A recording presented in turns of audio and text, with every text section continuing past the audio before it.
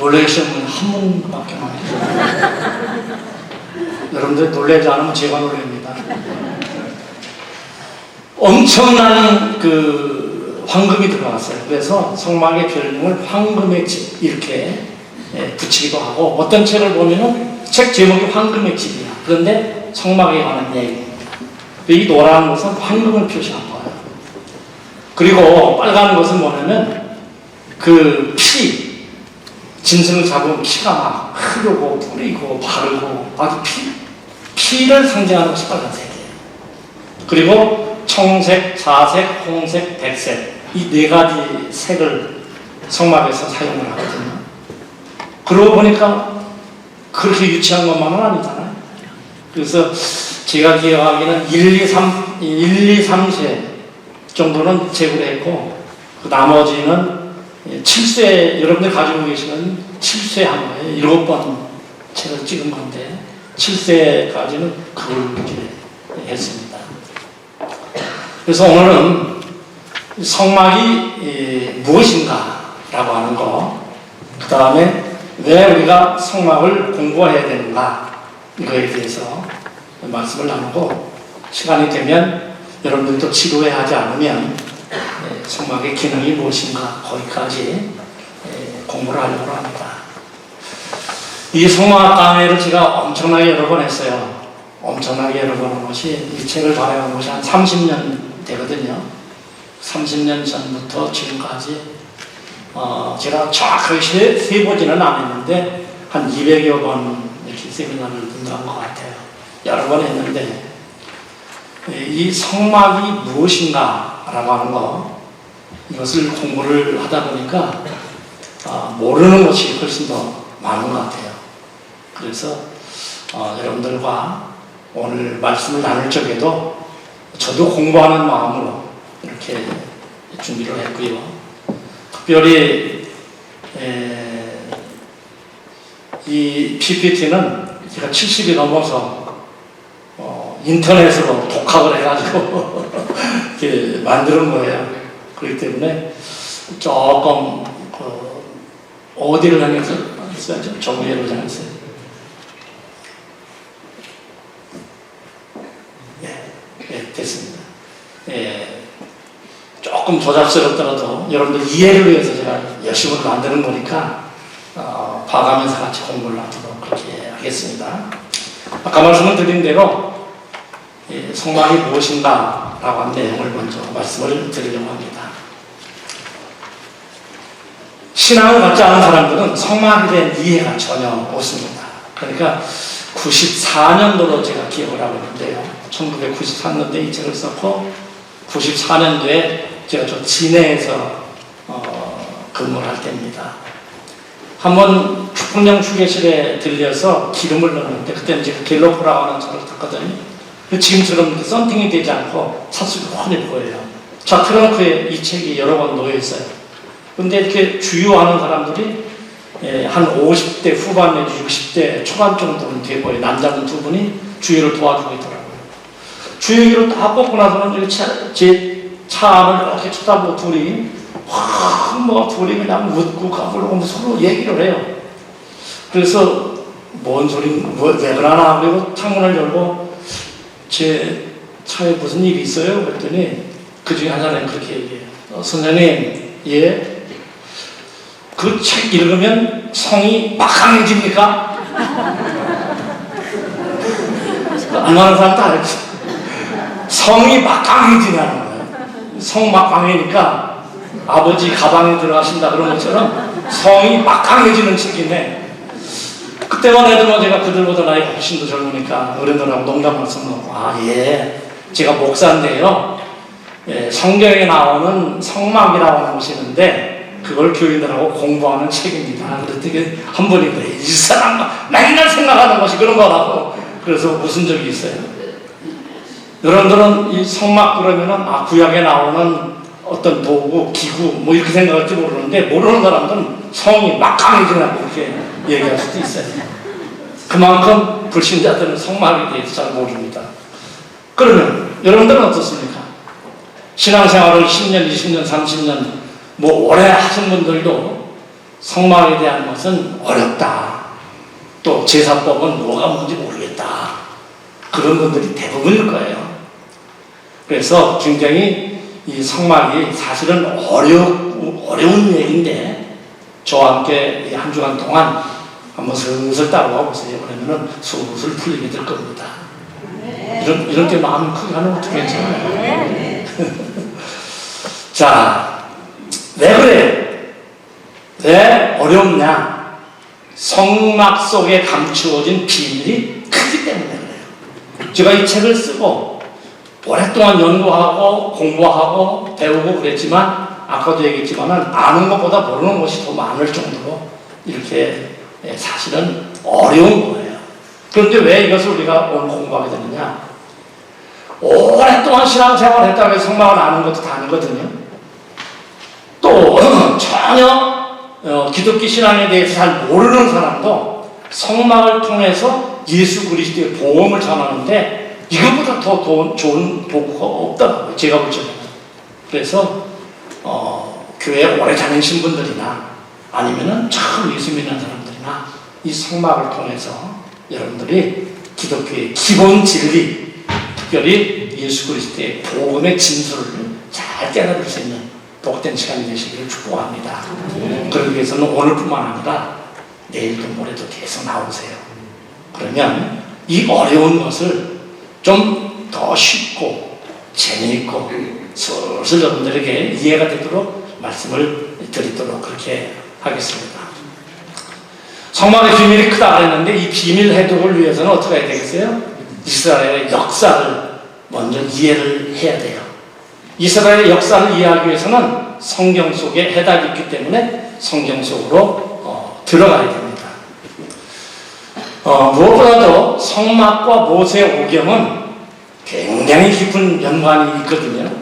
그래서 이 모세 오경에 대해서 우리가 잘 알아야 돼요. 근데 모세 오경이 뭐냐? 성경의 첫 번째, 구약 성경의 첫 번째 5권을 모세 오경이라고 해요. 왜 그러냐? 모세가 썼다고 그러는 거예요. 그래서 창세기, 출애굽기, 레위기, 민수기, 신명기 이 5권의 책을 모세 오경이다. 그렇게 이야기합니다. 그러면 창세기는 어떤 책이냐? 창세기 구조를 보면 1부와 2부로 나눌 수가 있어요. 1부는 천지창조. 그래서 1장부터 11장까지는 천지창조에 대한 기사가 나오는데 천지창조, 아담의 범죄, 노아의 대홍수, 바벨탑 이 내용이 1장부터 11장까지의 내용이에요. 여러분들 머릿속에 그려지죠? 예. 그 다음에 2부는 족장들의 이야기가 12장부터 50장까지 나오는데 이 족장들은 누구누구를 가리키느냐? 아브라함, 이삭, 야곱, 요셉의 이야기입니다. 그러면 창세기가 끝나는 거예요. 창세기 머릿속에 그려지죠? 여러분들 그리시면 좋아요. 두 번째 출애굽기는 어떤 구조로 되어 있냐면은 애굽에서 이스라엘 백성들의 이야기가 1장부터 13장까지 나오고요. 또 2부는 광야에서 이스라엘이 13장에서 18장까지 그 다음에 3부는 시내산에서의 이스라엘 이야기가 40장까지 나오는 것이 출애굽기의 구조가 되겠습니다. 출애굽기도 여러분들의 머릿속에 이렇게 쭉 그려놓으면 많이 생각해 보세요. 아, 출애굽기가 어떤 책이냐? 아, 이스라엘 백성들이 애굽에서 어떤 생활을 하고 어떻게 해방이 돼서 광야에 나왔고 시내산에서 어떻게 하나님을 만났는가. 이거 출애굽기거든요. 그 다음에 이제 레위기가 나오는데 모세 오경이 뭐라고 그랬죠? 창세기, 출애굽기, 레위기, 민수기, 신명기 이 5권이라고 그랬죠? 그런데 이 5권 책 중에서 가장 중요한 책이 뭐냐? 레위기예요. 그러니까 산으로 말하면 봉우리와 같은 것이죠. 물론 창세기도 중요하고 출애굽기도 중요하고 민수기, 신명기 다 중요하죠. 중요하지 않은 책이 없어요. 그럼에도 이 5권 중에 최고봉의 책이 뭐라고 말씀을 드릴 수 있느냐? 레위기라고 할 수 있어요. 레위기. 그럼 레위기의 구조는 어떠냐? 1장부터 10장까지는 하나님께 어떻게 나갈 것인가. 이 제사를 통해서 나가거든요. 제사는 번제, 소제, 화목제, 속제제, 속건제 이런 것이 있어요. 여러분들 성경을 읽다 보면 이런 얘기가 나오죠. 화목제를 거제로 드리고. 뭔 얘기요? 화목제를 거제로 드리고. 화목제를 요제를 드리고 속죄제를 혹은 뭐 전제를 드리고 나는 그런 거 다 알아요. 그런 거 하면서 들어가요. 성경을 읽으면서도 화목제를 요제를 드리고 이런 얘기 잘 모르잖아요. 제사의 종류가 번제, 소제, 화목제, 속죄제, 소건제가 있고요. 나중에 시간 되면 또 얘기를 하겠습니다만은 종류가 예를 들어서 거제 그러면 중국 가서 거제 그러면 전혀 헷갈리지 않아요. 모르는 사람 없어요. 요제, 여러분 요제가 뭐예요? 요제 흔들요거든. 흔들요. 그러니까 제물을 드릴 때 흔들어 드리는 거거든요. 흔들어 드리고 거제는 들 거자거든요.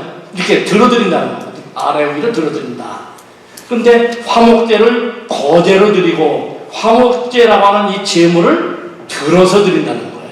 소제를 요제로 드리고 소제라고 하는 그 곡식의 제사를 앞뒤로 흔들고 거제는 아래 위로 흔들어서 높이 들어드리는 것이고, 여러분들 옛날에 6.25 방식으로 제사 지낼 적에 이게 술을 따라가지고 향불에다가 이렇게 돌리는 거 맞죠? 이런 것이 일종의 요제식으로 생각을 하시면 돼요. 같은 제사들이니까. 어쨌든 이렇게 제사를 통해서 하나님께 나가고 하나님과 동행, 하나님과 함께하는 삶이 11장부터 27장까지 이것이 바로 레위기다 이렇게 말씀을 드릴 수 있고요. 또 민수기라고 하는 것은 세 부분으로 나눌 수가 있어요. 첫 번째 부분은 시내산에서, 아까 출애굽기에서 시내산까지라고 했잖아요. 그 시내산에서 이제 나중에 말씀을 드립니다만 십계명과 이 성막 설계도를 받아요. 그래가지고 시내산에서 출발해서 광야로 가요. 그래서 바람 광야를 거쳐서 모압 평지까지, 가데스 바네까지 이렇게 이제 가는 거죠. 이것이 민수기이고, 신명기라고 하는 것은 뭔 책이죠? 신명기. 나는 우리 또 어렸을 때 교회 다닐 적에 우리 교회 전도사님 이름이 신명기 전도사님이야.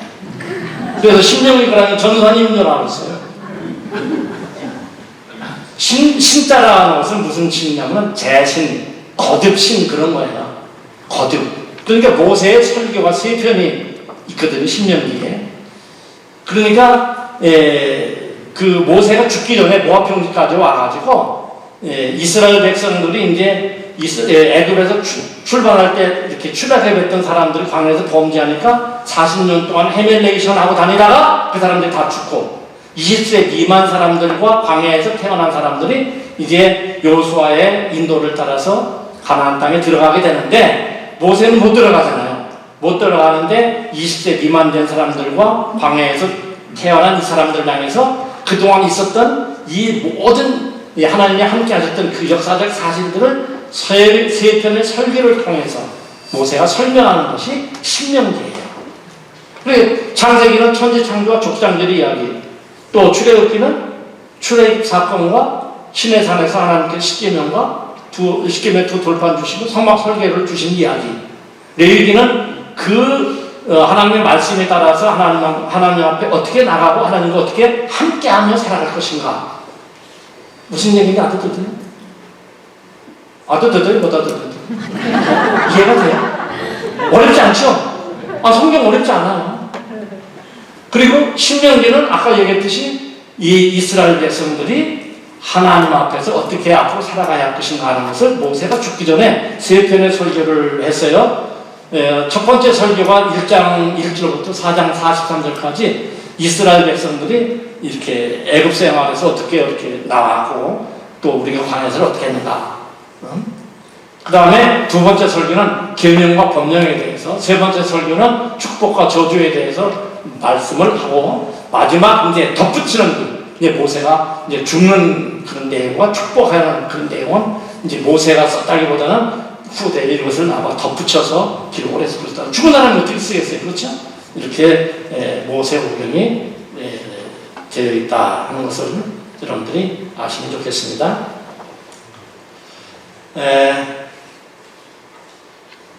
그다음에 그러면 오늘 우리가 이제 이 성막을 잘 이해하기 위해서는 먼저 족장들의 이야기들을 잘 알아야 되는데, 족장들의 이야기는 하나님께서 구속사 전개의 통로가 된 이스라엘을 어떻게 선택하셨는가, 그리고 어떻게 구분하시고 어떻게 보존해 주셨는가 하는 것을 기록한 것이 족장들의 이야기예요. 이 족장들의 이야기는 크게 네 사람이 등장한다고 했죠. 아까 맨 앞에 그림이 아브라함, 그 다음에 아브라함 아들이 누구예요? 이삭, 그 다음에 야곱, 그 다음에 요셉. 그러니까 아브라함, 이삭, 야곱, 요셉 이야기가 이제 창세기 후반부에 12장부터 50장까지 나오는 것이 이제 바로 족장들의 이야기예요. 우리가 먼저 아브라함 이야기를 좀 해보면, 아브라함이 이제 고향을 떠나잖아요. 고향을 떠납니다. 창세기 12장 1절 시작. 여호와께서 아브라함에게 이르시되 너는 너의 고향과 친척과 아버지의 집을 떠나 내가 네게 보여줄 땅으로 가라. 이렇게 말씀을 하셨어요. 그래서 이제 저기 보시면 아브라함이 어떻게 떠나는가. 이 갈대아 우르 이쪽에 살았었죠. 살아가지고 하란까지 갔다가 하란에서 이제 이스라엘 땅, 가나안 땅까지 가는 그런 여정을 우리가 볼 수가 있습니다. 그런데 아브라함이 목적지를 모르고 떠났어요. 왜? 하나님께서 내가 네게 보여줄 땅으로 가라. 너 가나안 땅으로 가. 이렇게 얘기한 것이 아니고 보여줄 땅으로 가라. 그 보여줄 땅이 어디냐? 바로 여기를 가리키는 거예요. 여기 가나안 땅으로 가라. 가나안 땅으로 가라. 아까 그 메소포타미아 지역 갈대아 우르 여기에서 이제 떠나서 그쪽으로 가라. 이렇게 말씀을 하신 것이죠.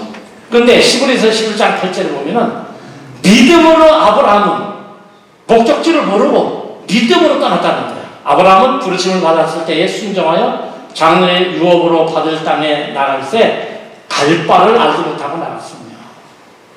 우리가 신앙생활하는 것은 믿음으로 하는 줄로 믿습니다. 믿음의 삶을 살아가는 것이 신앙생활이에요.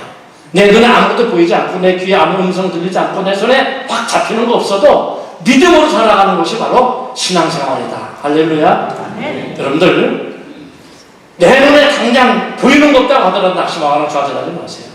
우리는 믿음으로 살아가는 사람들입니다.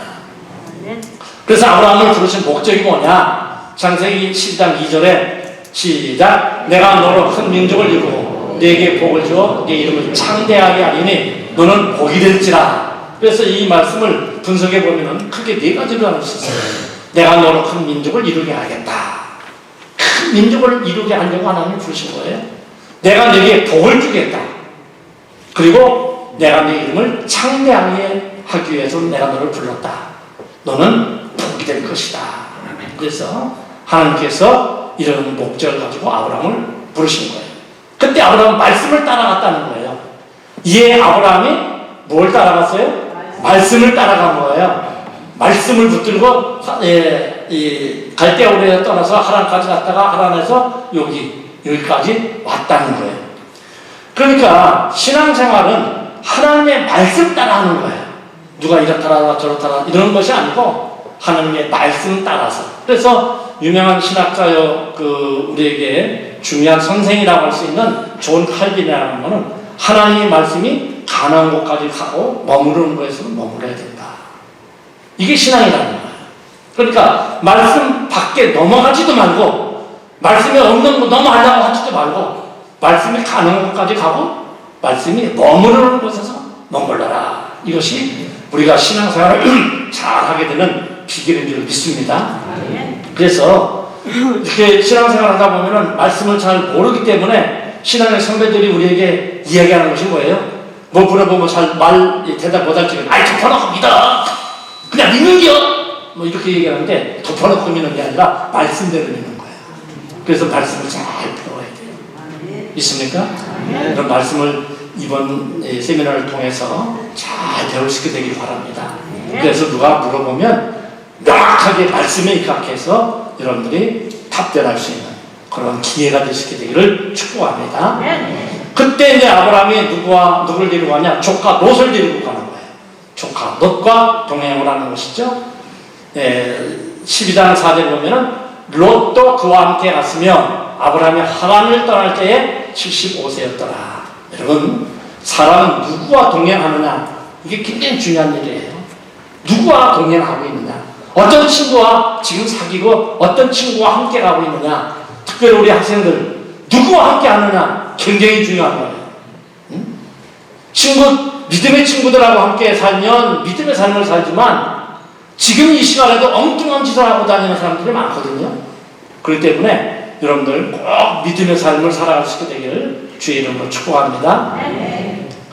자, 정신 잡수시고 좀 졸리는 경향도 있죠?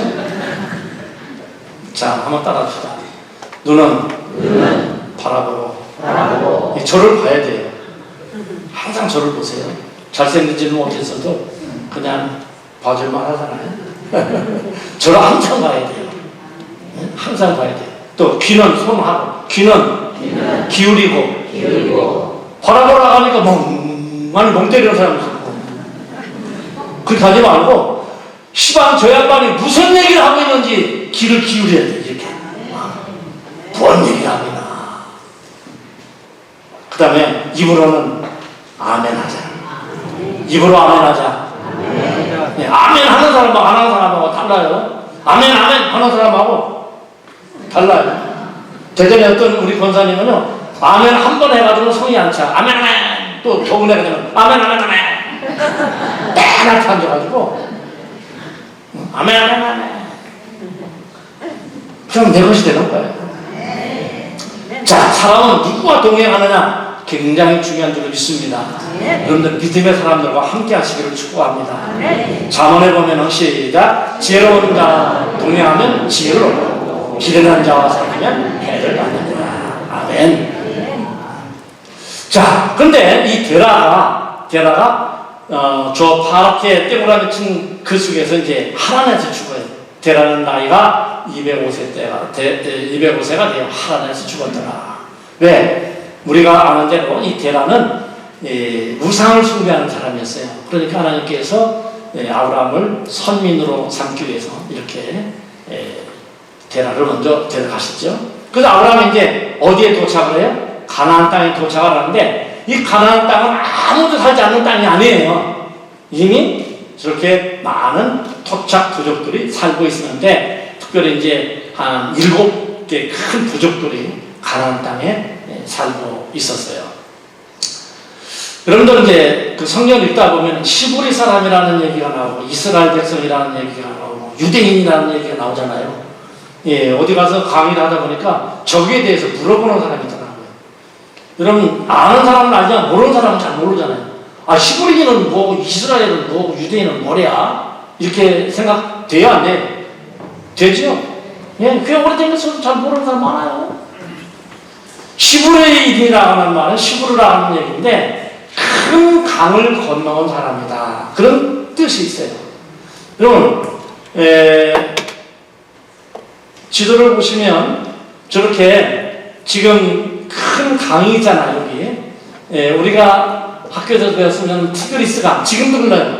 유프라데스강. 그 성경 창세기에 보면은 에덴 동산에서 4강이 이렇게 원을 했다 그랬잖아요. 4강이 출발했다. 이 티그리스 강이 거기 나오는 히데일이라는 강이고요. 유프라데스는 유프라데스 그대로 나와요. 그러니까 사람들 짐작하기를 여기쯤이 바로 어딘지는 모르지만 에덴 동산이 있었다. 이렇게 생각할 수 있는 거예요. 그러니까 유프라데스하고 티그리스 여기에 살고 있던 우리 여기에서 이렇게 해가지고 큰 강을 건너서 여기까지 온 사람들이다. 이렇게 해가지고 아브라함과 그의 후예들을 시브리인이다. 이렇게 이름을 붙인 거예요. 시브리인이 무슨 뜻이라고요? 큰 강을 건너온 사람이다. 그 다음에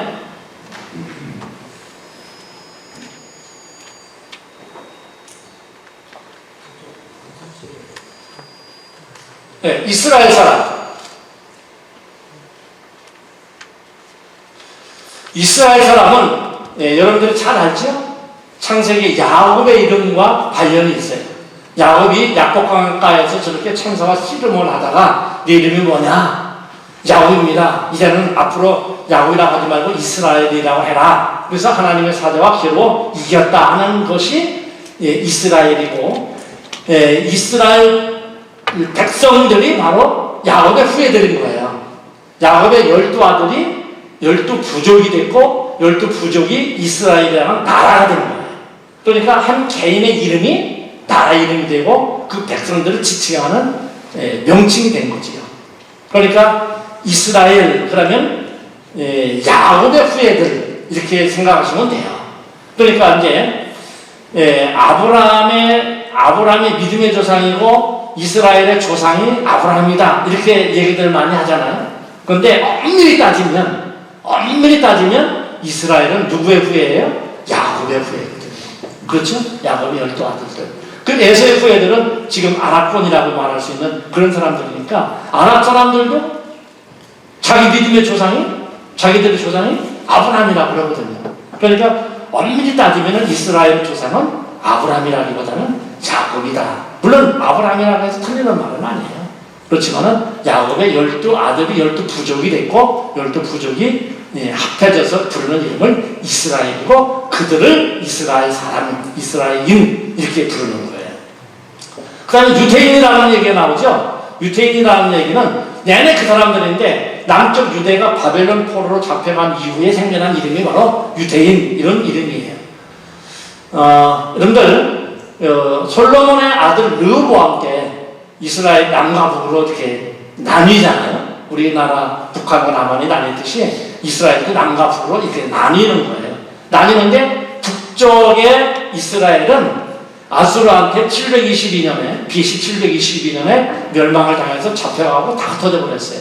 그런데 남쪽 유다는 BC 586년에 아수르 다음으로 발흥이 된 바벨론, 그래서 신흥 바벨론 제국이라고 그러잖아요. 이 바벨론에 의해서 멸망을 당하고 포로로 잡혀갔다가 70년 만에 돌아오게 되는데 돌아와서 에스라 느헤미야를 중심으로 해서 성전을 짓고 수룹바벨의 성전을 져서 수룹바벨 성전이라고 했잖아요. 느헤미야가 성벽을 쌓잖아요. 에스라가 성경을 가르치고 율법을 가르치잖아요. 그래서 그때부터 유대이즘이라고 하는 그런 얘기가 나오는데 그렇기 때문에 이 유대인이라고 하는 것은 바벨론 포로 이후에 생겨난 이름이다. 그러니까 히브리 사람, 이스라엘 사람, 유대인 사실은 같은 이름인데 같은 사람들인데 저렇게 부르고 있기 때문에 여러분들이 성경을 읽을 적에 혼돈이 없었으면 좋겠습니다.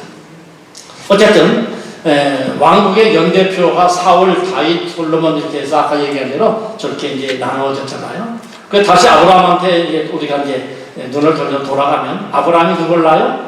이삭을 낳고 이삭이 야곱을 그러니까 이스라엘 낳고 야곱의 12 아들 12지파가 한 나라가 되는 거예요. 그래서 이제 야곱 가문이 흉년을 피해 가지고 이렇게 애굽으로 이주를 하게 되잖아요. 그런데 이주 과정에서 여러분들이 잘 알다시피 요셉이라고 하는 야곱의 아들 하나가 그 형제들의 손에 팔려가지고 이제 애굽으로 가죠. 그런데 우여곡절 끝에 이 요셉이 애굽에서 총리가 돼요. 총리가 됐을 적에는 애굽뿐만 아니라 가나안 저 지역 전체가 흉년이 들어가요. 흉년이 들어가지고 이제 야곱 가문이 이렇게 흉년을 피해서 집단 이주를 하게 되는데 시부리인을 이렇게 이제 바로가 박해를 해요.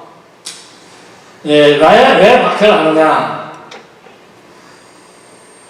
요셉을 알지 못하는 다른 바로가 등장하게 되는 거예요. 여러분 바로라고 하는 얘기는 여러분들도 아시는 분은 아시겠지만 사람 이름이 아니에요. 사람 이름이 아니고 애굽의 왕을 지칭하는 것이 파라오. 그러니까 우리나라는 임금 그러잖아요. 임금이나 왕이나 똑같은 얘기예요. 바로는 애굽 나라의 임금을 말하는 거예요. 여러분 아비멜렉이라고 성경에 들어보셨어요? 블레셋의 아비멜렉. 아비멜렉은 블레셋 왕을 지칭하는 거예요. 무슨 얘기인지 알죠? 아비멜렉. 다리오도 역시 마찬가지예요. 이름이 아니에요. 아예 아수에로도 마찬가지고요. 여러분들 바로라고 하는 것은 한 개인의 이름이 아니고 애굽의 왕을 지칭하는 것이고 이렇게 파라오 중에서 이렇게 이름이 별도로 있어요. 요셉을 알지 못하는 다른 바로가 등장을 해요. 근데 역사적인 그 기록을 보면은 BC 1730년경에 세민족에 속하는 이방 세력이 지중해를 건너와서 이집트를 다스리게 돼요.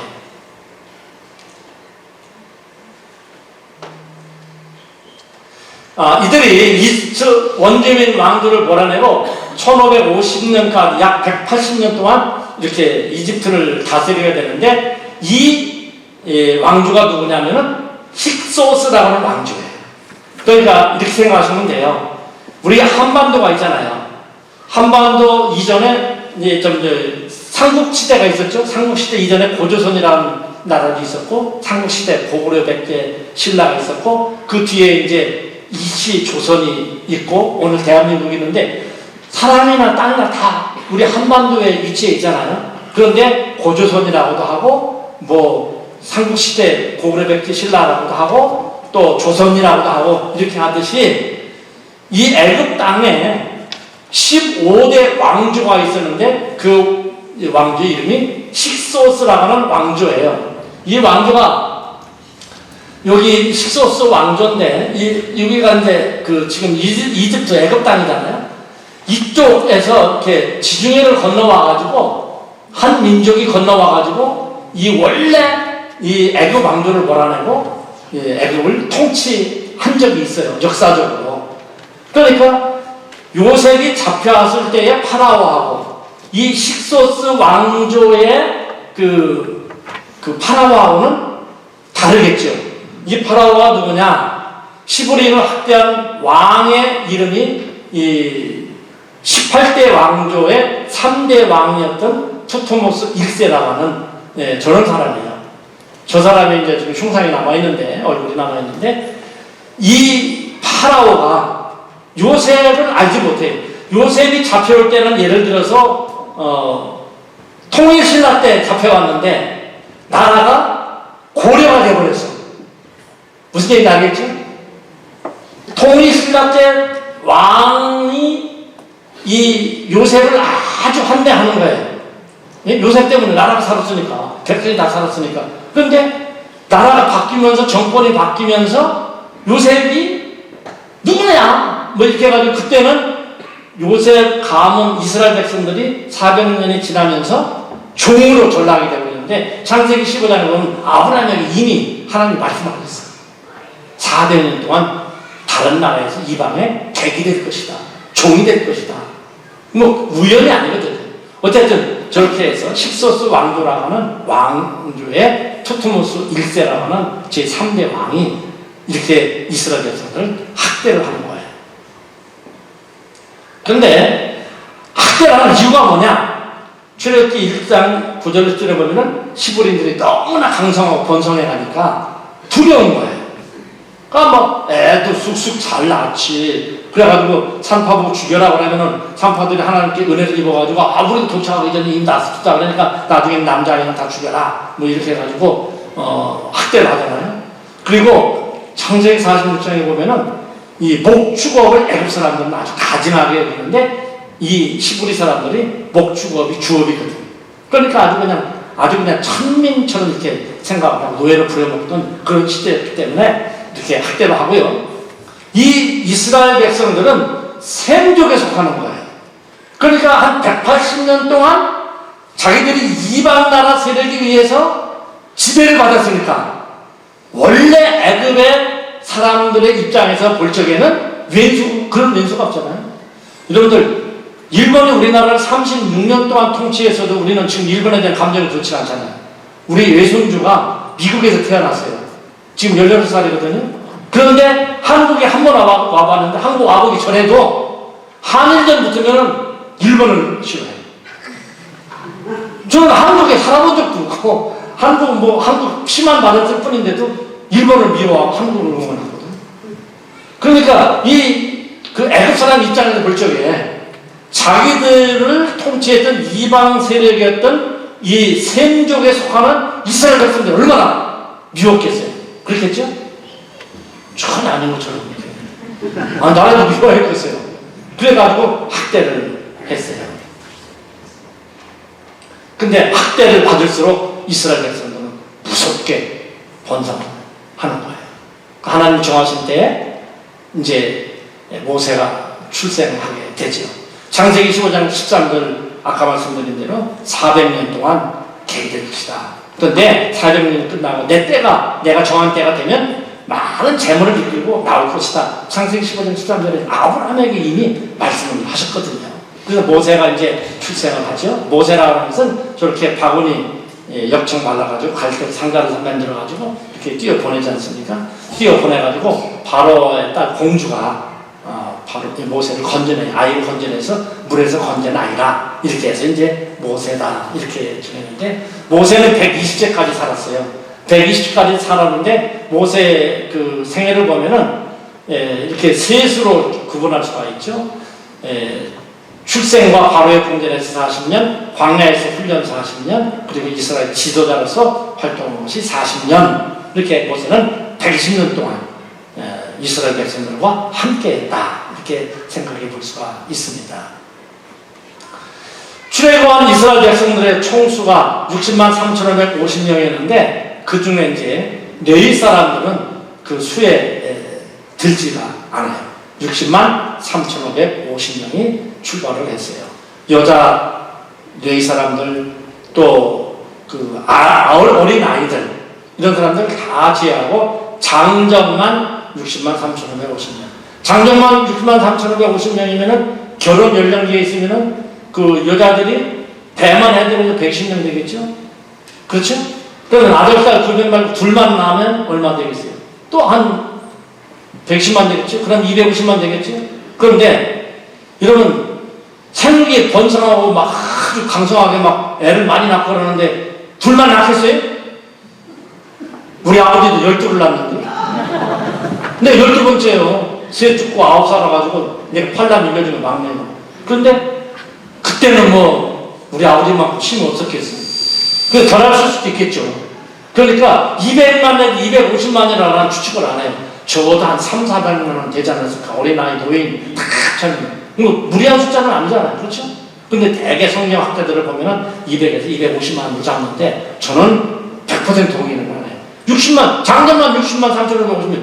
이 60만 3,550명이라는 것은 20세부터 한 50세까지 전쟁에 나가서 싸울 수 있는 그 사람들만 쓴 거거든. 그러니까 여자, 어린아이, 또 누구예요? 노인들 다 합하면은 뭐 엄청나겠죠? 어쨌든 저렇게 많은 사람들이 이제 애를 떠났어요. 그런데 여러분 학자들이 연구를 해보니까 이스라엘 백성들이 하나님께서 가나안 땅을 아브라함에게 주셨잖아요. 이미 7 부족이 살고 있었다 그랬죠. 처음 왔을 적에는 큰 강을 건너 몇 안 되는 사람이니까 우리 같이 살자 그랬는데 그때는 촉수, 그러니까 사람의 수가 심이거든. 그래 안 그래? 지금도 사람의 수가 심이에요. 우리나라 큰일 났어요. 우리 젊은이들 빨리 결혼해가지고 애들 많이 낳아야 돼. 우리나라가 이 지구상에서 소멸될 제1순위라고 그러잖아요. 애 안 나니까. 둘이 결혼했는데 하나만 낳아. 이 사람들 죽으면 인구가 2분의 1로 줄어버리는 거예요. 5천만, 2,500만 되는데 불과 몇 년 안 걸려요. 우리나라 존재가 없어질 수가 있어요. 잘못하면. 진짜 생육하고 번성해야지. 이게 큰일 났어요. 그런데 그때는 생각해보세요. 아브라함 부인하고 뭐 애도 없잖아요. 조카 나 애들 둘 딸만 좀 그것도 뭐 한 대걸증 한 17명 왔으니까 뭐 무슨 위협이 되겠어요. 그런데 그냥 인구가 기하급수적으로 늘었다고 생각을 해봐요. 늘면 저 고양이 새끼인 줄 알았는데 호랑이 새끼네. 그리고 톡 치고 그러면 어떻게 그 정복을 하겠어. 하나님이 주신 땅. 그래야 안 그래요.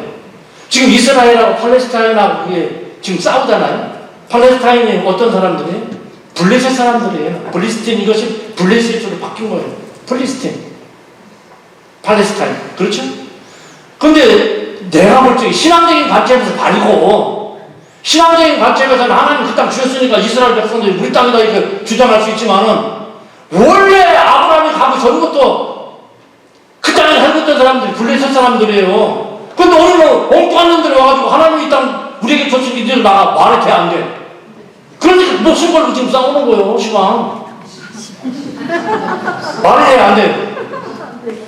그러니까 이제 예를 들어서 그 아브라함과 그 후손들이 애굽에서처럼 막 귀하게 그 수대로 늘어나면은 한 50만 되면 톡 치고 30만 되면 톡 치고 했을 텐데 하나님이 이 땅을 이 아브라함과 그 후손들에게 주시기 위해서는 그 가나안 7부족을 몰아내려고 하니까 학자들이 연구해보니까 60만 대군은 있어야 되겠다.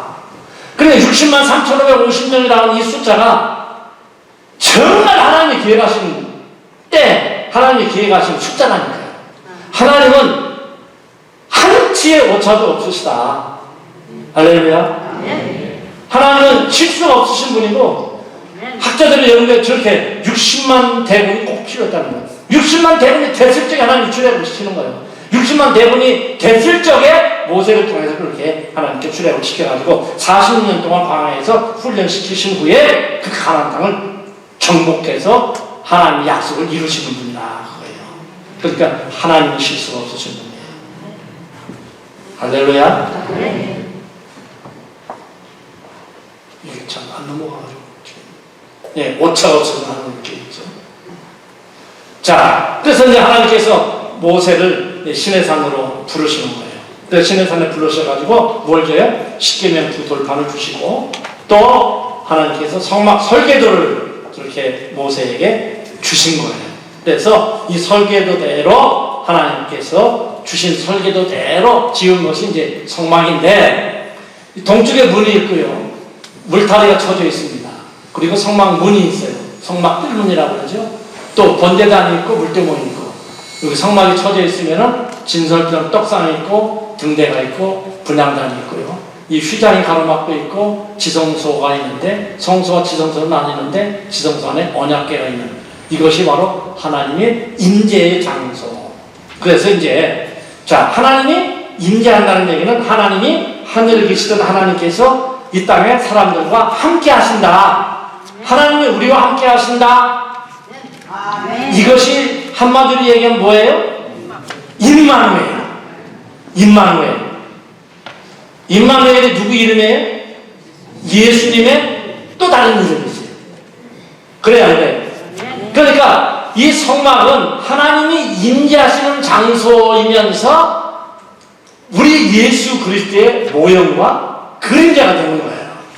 하늘에 계신 하나님이 인간의 몸으로 이 땅에 오셔서 우리와 함께 하시는 그분이 그 하나님이 바로 예수님이시거든요. 그러니까 우리가 성막을 잘 공부를 하면은 예수 그리스도에 대해서 잘 알 수가 있는 것이다. 그런 얘기예요. 저는 성막에 여러 이름들이 있는데 성경 읽어보면은 성막이라고도 하고요. 또 회막이라고 해요. 하나님을 중심으로 사람들이 모이는 막이라고 해요. 회막이라고도 하고. 우리는 성막 그러지만 중국 가면은 성막 그러면 잘 못 알아듣는지 모르겠어요. 회막이라고 알아들어요. 그 사람은 회막으로 통일을 하는 거예요. 그 다음에 장막. 천막 형태로 지었어요. 증거판 있는 막, 법궤가 있어서 법막. 뭐, 성막, 회막, 장막, 증거막, 법막, 이런 모든 것들이 성막을 가리키는 것이다. 그래서 성막에 대한 오해들이 이제 있어요. 그래서, 여러분들이 이제 성막을 잘 공부를 해야 되는 이유가 되는 것이죠. 어떤 오해가 있느냐? 성막은 대제사장만 들어간다. 맞아요, 틀려요? 성막은 누구도 못 들어가. 대제사장만 들어가. 말이에요, 틀려요? 그렇게 배웠죠? 아니, 그럼 그렇다고 배워. 아니라고. 대제사장만은 들어간다. 그건 왜예요?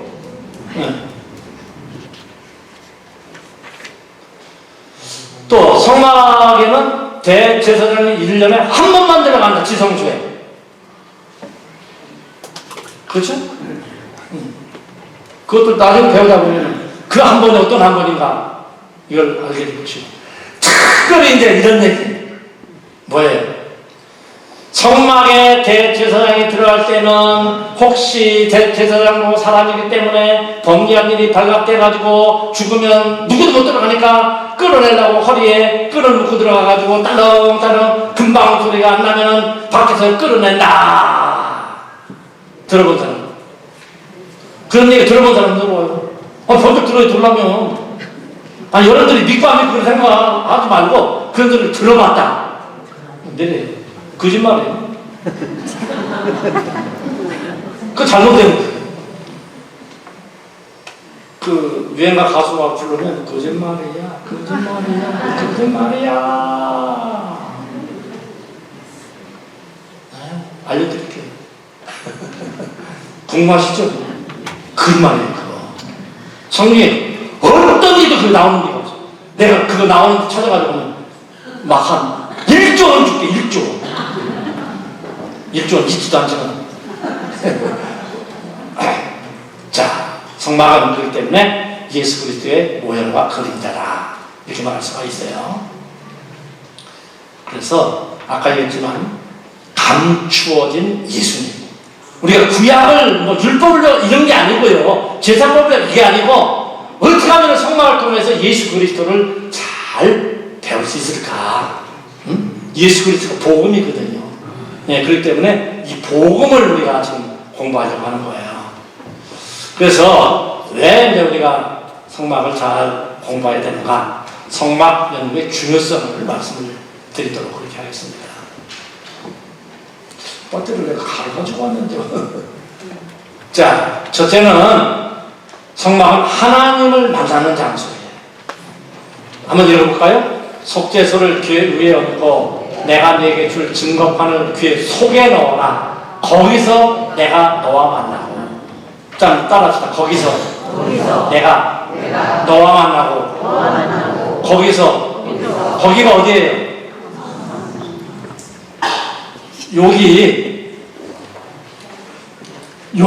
여기서 하는 거예요. 여기가 법궤거든요. 법궤. 그 다음에 여기가 속죄소예요. 법궤 뚜껑이라고 말할 수 있는 것이 속죄소고. 여기서 만난다는 거예요. 이거 내가는 누구예요? 하나님. 내가는 하나님이에요. 자, 보세요. 이렇게 이제 성막이 있죠? 번제단들도 뭐 다 있죠? 거기가 어디냐? 이 법궤를 말하는 거예요. 거기.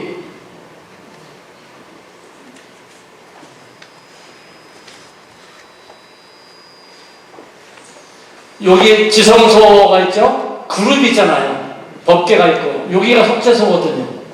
예를 들어서 여러분들이 이제 은혜의 보좌 앞에 나와서 오늘도 은혜 받기를 간구합니다. 이렇게 기도하잖아요. 은혜의 보좌 여기를 말하는 거예요. 속죄소. 은혜의 보좌.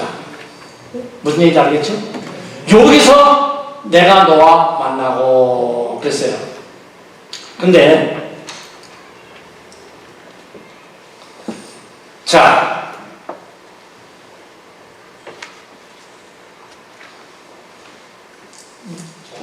보세요.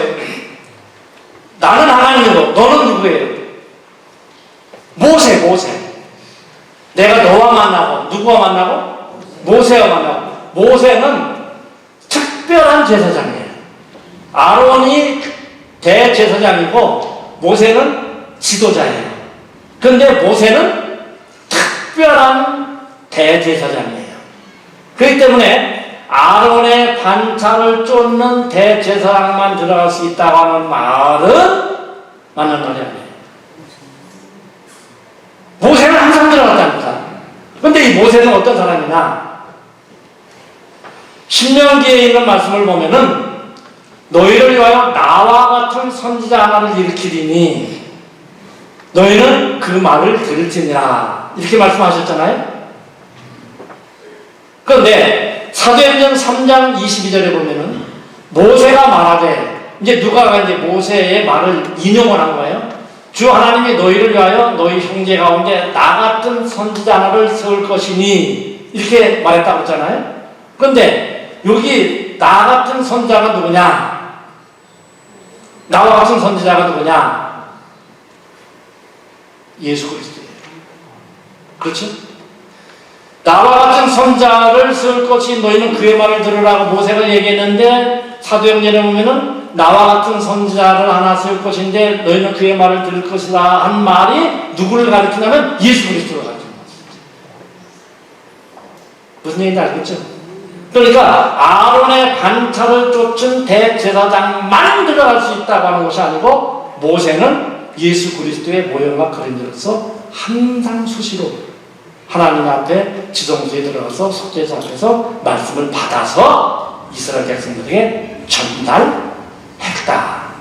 하는 거예요. 그러면 죄인이 하나님을 만나야 할 이유가 뭡니까? 사람은요, 영이신 하나님과 영적 교제를 나눌 수 있는 유일한 존재예요. 원숭이나 침판지가 사람 흉내내도 절대로 하나님 앞에 예배를 드리지는 못해요. 왜? 영이 없으니까. 인간만이 하나님의 형상대로 창조가 된 거예요. 근데 하나님께서 아브라함에게 말씀하셨어요. 뭐라고 말씀하셨느냐?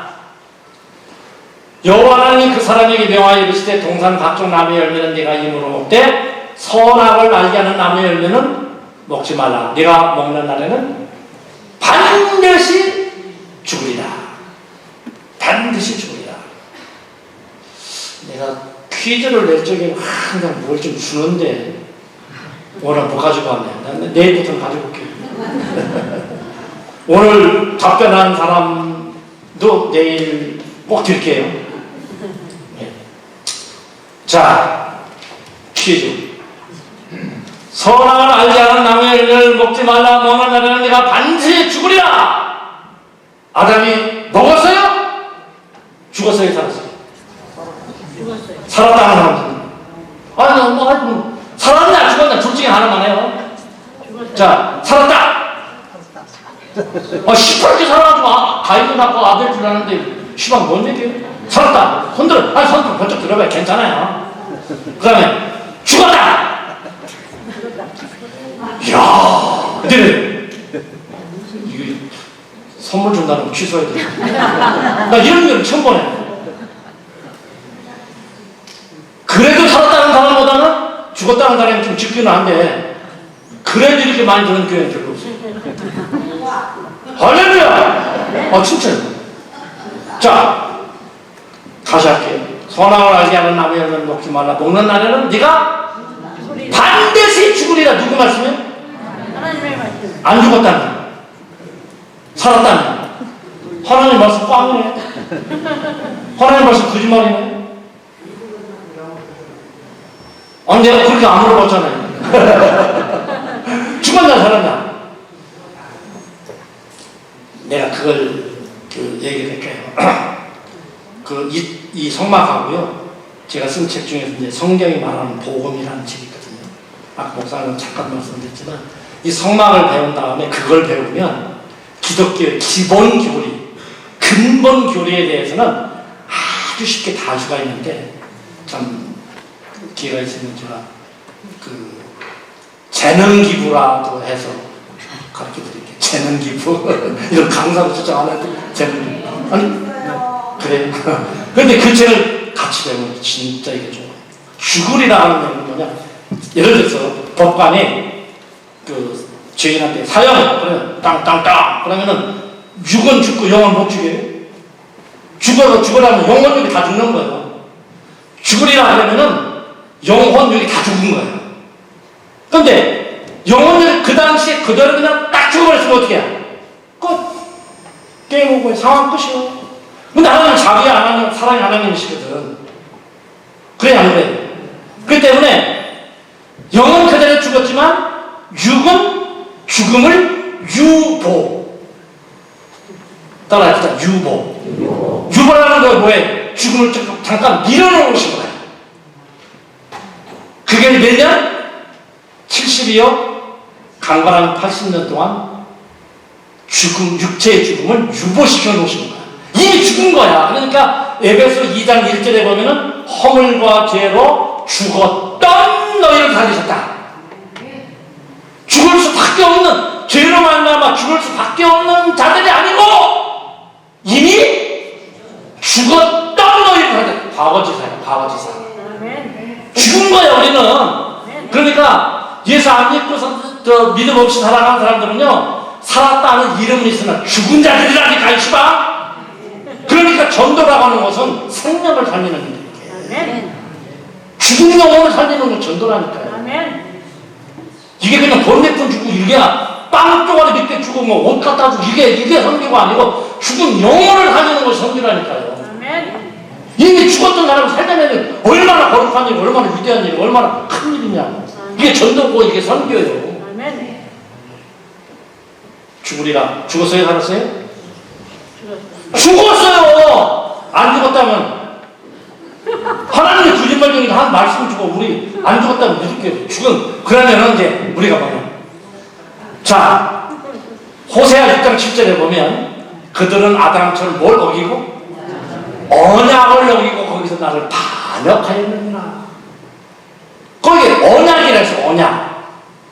그러니까 먹지 말라, 먹는다면 반드시 죽으리라 하는 말은요, 하나님의 명령인 동시에 언약.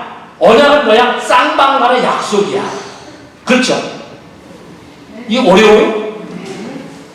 시간까지 하는 얘기 어려워요? 안 어렵죠?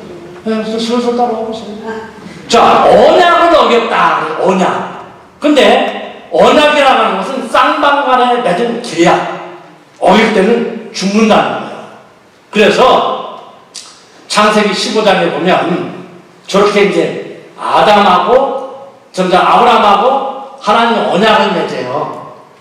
창세기 15장에 보면은 그래가지고 이제 하나님 그 롯이 떠난 후에 아브라함에게 동서남북을 바라봐라. 너와 네 자손들이 이 땅을 다 주겠다. 그러면서 하늘의 늑별처럼 바닷가의 모래같처럼 너희 자손을 많게 하겠다. 그 생각은 나죠? 그러면서 하나님이 이제 짐승을 잡아가지고 하나님 앞에 바쳐라. 그래가지고 이렇게 짐승을 잡아가지고 이렇게 각을 떠요. 반을 쫙 날려. 그때 당시에 언약은요, 이렇게 계약을 맺을 적에는 계약서를 사인하는 게 아니고, 이렇게 땅을 사고 팔다든지 뭐 이렇게 재산을 사고 팔 적에 이 계약을 쓰잖아요. 그때는 짐승을 잡아요. 그래서 반으로 딱 잘라. 그리고 쫙 걸쳐놓고 피가 막 흐를 거 아니에요. 그 사이를 계약 당사자 둘이 가는 거예요. 지나가는 거예요. 그러면은 만약에 너하고 나하고 계약을 맺었는데 어길 시에는 지금 너는 쪼개서 죽을 것이다. 무시무시하죠. 근데 그런 언약을 맺었어요. 근데 이게 아브라함이거든. 아브라함 뭐 하고 있어요? 자고 있어. 그래서 하나님이 일방적으로 이렇게 횃불이 지나갔다고 그러잖아요. 여러분 이런 얘기를 알고 창세기를 읽어야지 모르고 읽으면 시방 저게 뭔 얘기요? 이렇게 돼버리는 거예요. 무슨 얘기 알아도 돼요? 이제는 확실히 알아듣겠죠? 네, 그래가지고 언약을 맺은 거예요. 언약을 하나님이. 그러니까 하나님이 일방적으로 너 먹어. 아니 왜 그거 만들어 놓고 먹으라고 그래요? 먹으면 죽는다고. 이게 아니고 아담과 하나님이 언약을 맺었다. 호세아 선지자 분명히 했어요. 계약을 했다는 계약을. 근데 아담이 먼저 파기를 했어요. 그러니까 어떻게 되는 거예요? 저기처럼 아담과 그의 후예들 그 모든 사람들이 죽음 아래, 죽음의 권세 아래 있게 되는 것이죠. 그래가지고 하나님과 언약을 어긴 인간들은 하나님과 영적 교제가 단절됐다. 이것이 죽음이다. 죽음. 하나님과 영적 교제가 끊어졌다는 거예요. 그래서 이것을 쉽게 설명을 하면은 산모의 뱃속에 있는 어린아이는 탯줄을 통해서 엄마의 양분을 공급받고 살죠. 그래 안 그래? 뭐 우리가 뭐 산부인과 의사는 안 해도 뭐 다 하잖아요. 그런데 만약에 저기처럼 탯줄이 끊어졌다. 뱃속에서 그 아이는 어떻게 돼요? 하나님과 영적 교제가 단절된 거예요. 하나님께서 주시는 무한한 자원을 공급받아서 우리가 행복하게 살아가는데 하나님과 영적 교제가 단절됐으니까 그 사람은 죽은 거예요. 어떤 지방에서는 죽었다거나 뒤졌다고 그러더라고요. 뒤진 거예요. 이건 뭐 교제가 끊어졌으니까. 그러니까 하나님과 영적 교제가 끊어진 사람들은 살았다는 이름을 쓰면 실제로 죽은 거예요. 이제 집행이 될 날만 기다리고 있는 거예요. 자, 여러분들 이해를 쉽게 하기 위해서 발전소에서 발전된 전기가 여기까지 지금 들어오잖아요. 이렇게. 그렇죠? 환하게 좀 들어오잖아요. 근데 발전소에서 발전된 전기가 0.001mm만 딱 끊어져도 불이 들어야 안 들어요. 안 들어. 아무리 비싼 쌍배리에를 갖다 달아놔도 단절되면 죽는 거예요. 그러니까 불이 나갔다고 하지만 불이 죽었어. 갔어. 맛이 갔어. 해요, 안 해요? 우리나라 사람들은 죽었다고 하는 게 아니라 세계 여러 나라를 제가 가봤는데 그 나라 사람들은 다 죽었다고 해요. 배터리가, 뭐 핸드폰 죽었다. 뭐 전선이 전기 공급이 안 된다 그러죠.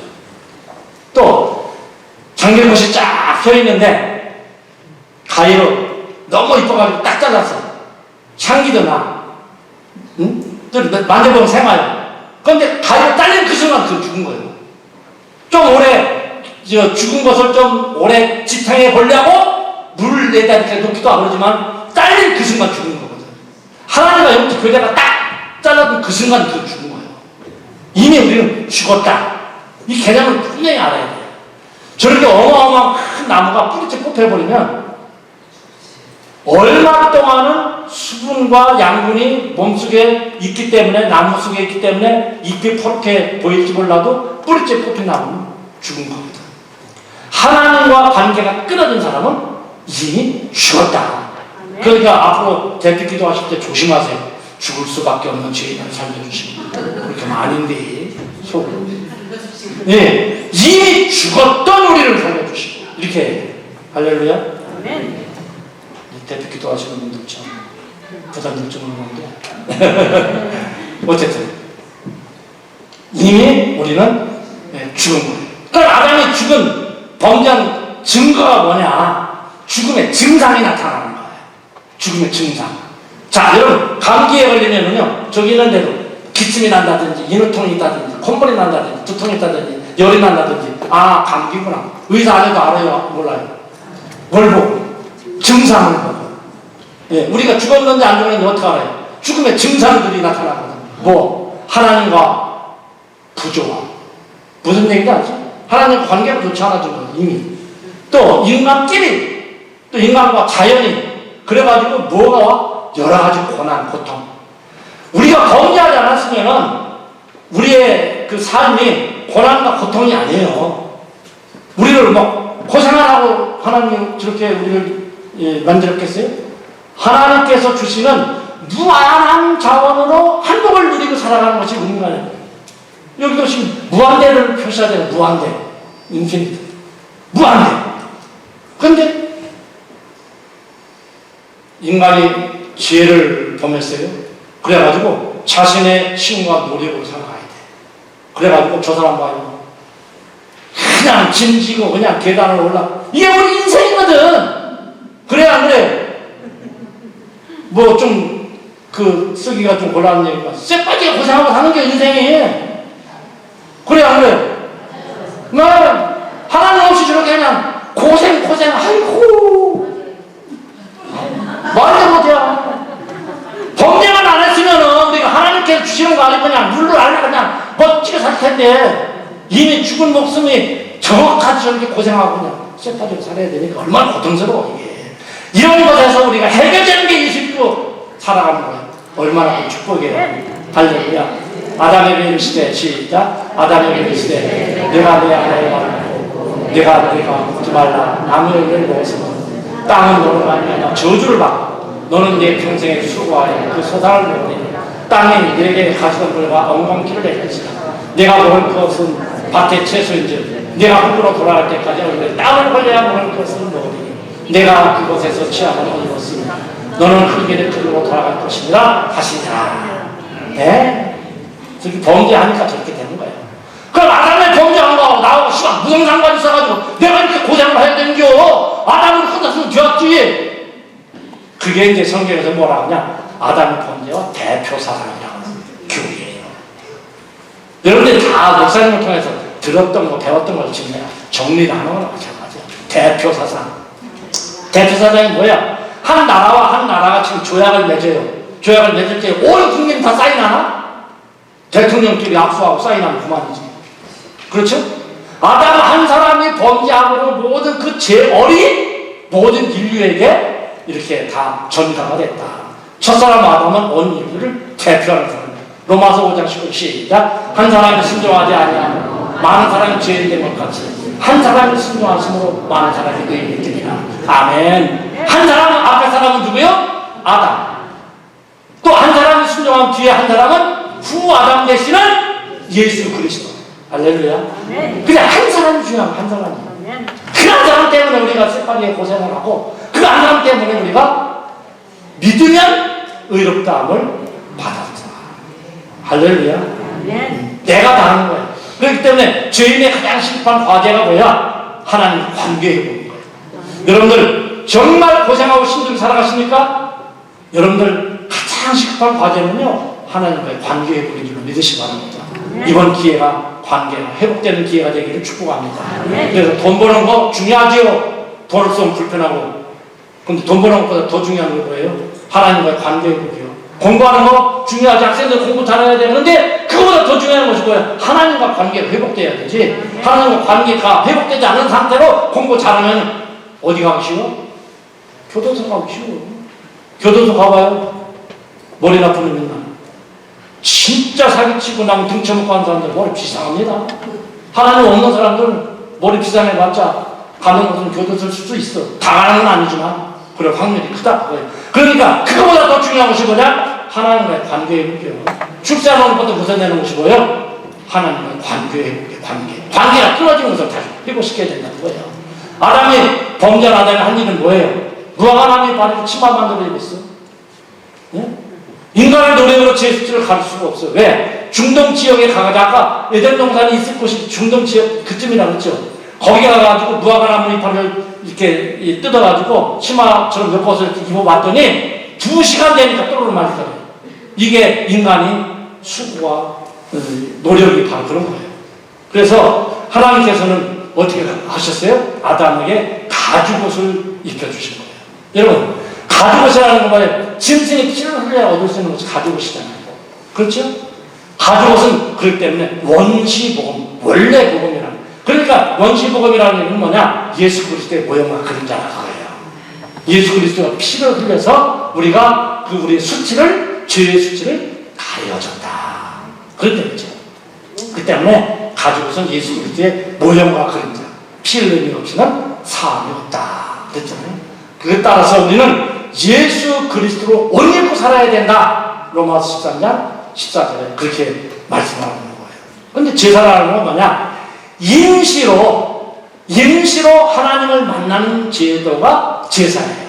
그런데 이런 제사를 통해서 가인과 아벨, 노아, 아브라함, 이삭, 야곱 등 이런 사람들은 제사 지내면서 하나님을 만났어요. 그렇죠? 그런데 모세와 이스라엘 백성들은 성막에서 하나님을 만난 거예요. 성막에서. 예수님은 큰 대제사장이에요. 그 때문에 우리에게 큰 대제사장이 계시니 승천하신 이곳 하나님의 아들 예수십니다. 예수님은 큰 대제사장이시거든요. 그래서 그 예수님이 거룩하게 된 자들을 그 빨간 걸로 써는 그 세 단어가 참 중요한 단어들이에요. 자, 한 번에 제사로 영원히 온전하게. 한 번에 영원히 온전하게. 이게 참 중요한 거예요. 매번 하나님을 만나러 갈 적에 제사를 지내서 가인과 아벨, 노아, 아브라함 이런 사람들 매번 하나님 앞에 제사 지내면서 나갔거든요. 그런데 예수님께서 큰 대제사장이 되셔서 이제는 하나님을 만나서 관계를 회복할 적에 매번 제사를 지낼 것이 아니고 예수님이 한 번에 그냥 딱 끝나버리죠. 그것도 조금 이게 아니고 영원히 그것도 좀 이게 부족이 아니라 온전하게 예수님이 다 해결을 하셨어요. 그렇기 때문에 예수 그리스도만 믿으면 모든 것이 단번에 영원히 완전하게 해결된다는 사실을 믿으시면 큰 소리로 합니다. 자, 그래서 우리 그리스도인들은 어떤 사람이냐? 시작. 너희는 택하신 족속이요 왕 같은 제사장들이요 거룩한 나라요 그의 소유된 백성이니. 할렐루야. 얼마나 이 얘기만 들어도 우리 그리스도인이 된 저와 여러분들이 신나고 감사해요. 그렇죠? 참 감사한 일이에요. 예수 믿는 일은 그냥 교회만 왔다 갔다 하는 일이 아니고 우리는 택하신 족속이라는 거예요. 천인 만인 가운데서 우리를 택하시고 고르셨어요. 예? 왕 같은 제사장들이에요. 왕 같은 제사장. 그 왕관 있잖아요. 왕 같은 제사장. 거룩한 나라, 그의 소유된 백성. 얼마나 멋진 사람들이에요. 한번 옆에 사람 보고 한번 인사합시다. 귀하십니다. 아주 귀하십니다. 자, 그 길은 우리를 위하여 휘장 가운데 열어놓으신 새로운 살 길이요. 그랬어요. 휘장이 찢어졌어요, 저렇게. 그래서 우리는 이제는 아무 때나 할 수 있는. 구약은 아까 여러분들이 아시다시피 대제사장이 1년에 속죄일날 이 피를 가지고 자기를 위해서 들어갔다 나왔다가 또 백성을 위해서 들어갔다 나왔다가 뭐 연기를 자욱하게 하러 들어갔다 나왔다가 또 그 향료를 가지러 들어갔다 나왔다가 한 4차례 들어가요. 한 번도 들어가고 이게 한 번이 4차례거든요. 어쨌든 들어갔다 나오고 대제사장 이외에는 못 들어갔어. 모세만 특별한 대제사장 때문에 수시로 왔다 갔다 했지. 그런데 우리는 이제는 언제나 맘만 먹으면 돼요. 예수 그리스도의 이름으로. 할렐루야. 예수님이 단번에 영원히 완전하게 해결해 주셨기 때문에 우리는 뭐 주저주지 않거든. 그냥 얼마나 쉬워요. 얼마나 편하고 좋아. 그냥 예수님께 나가면, 예수 이름으로 나가면 하나님께서 얼굴을 듣기 그리고 받아주시는 줄 믿습니다. 수시로 직접. 그러니까 로마 캐톨릭에서는, 로마 캐톨릭은 기독교가 아닙니다. 기독교로 들어오면 그건 아니에요. 로마 캐톨릭은 신부를 통해서 뭐가 하게 된다. 마리아를 통해서. 캣돈 소리 하지 말라고 해요. 그것은 잘못된 거예요.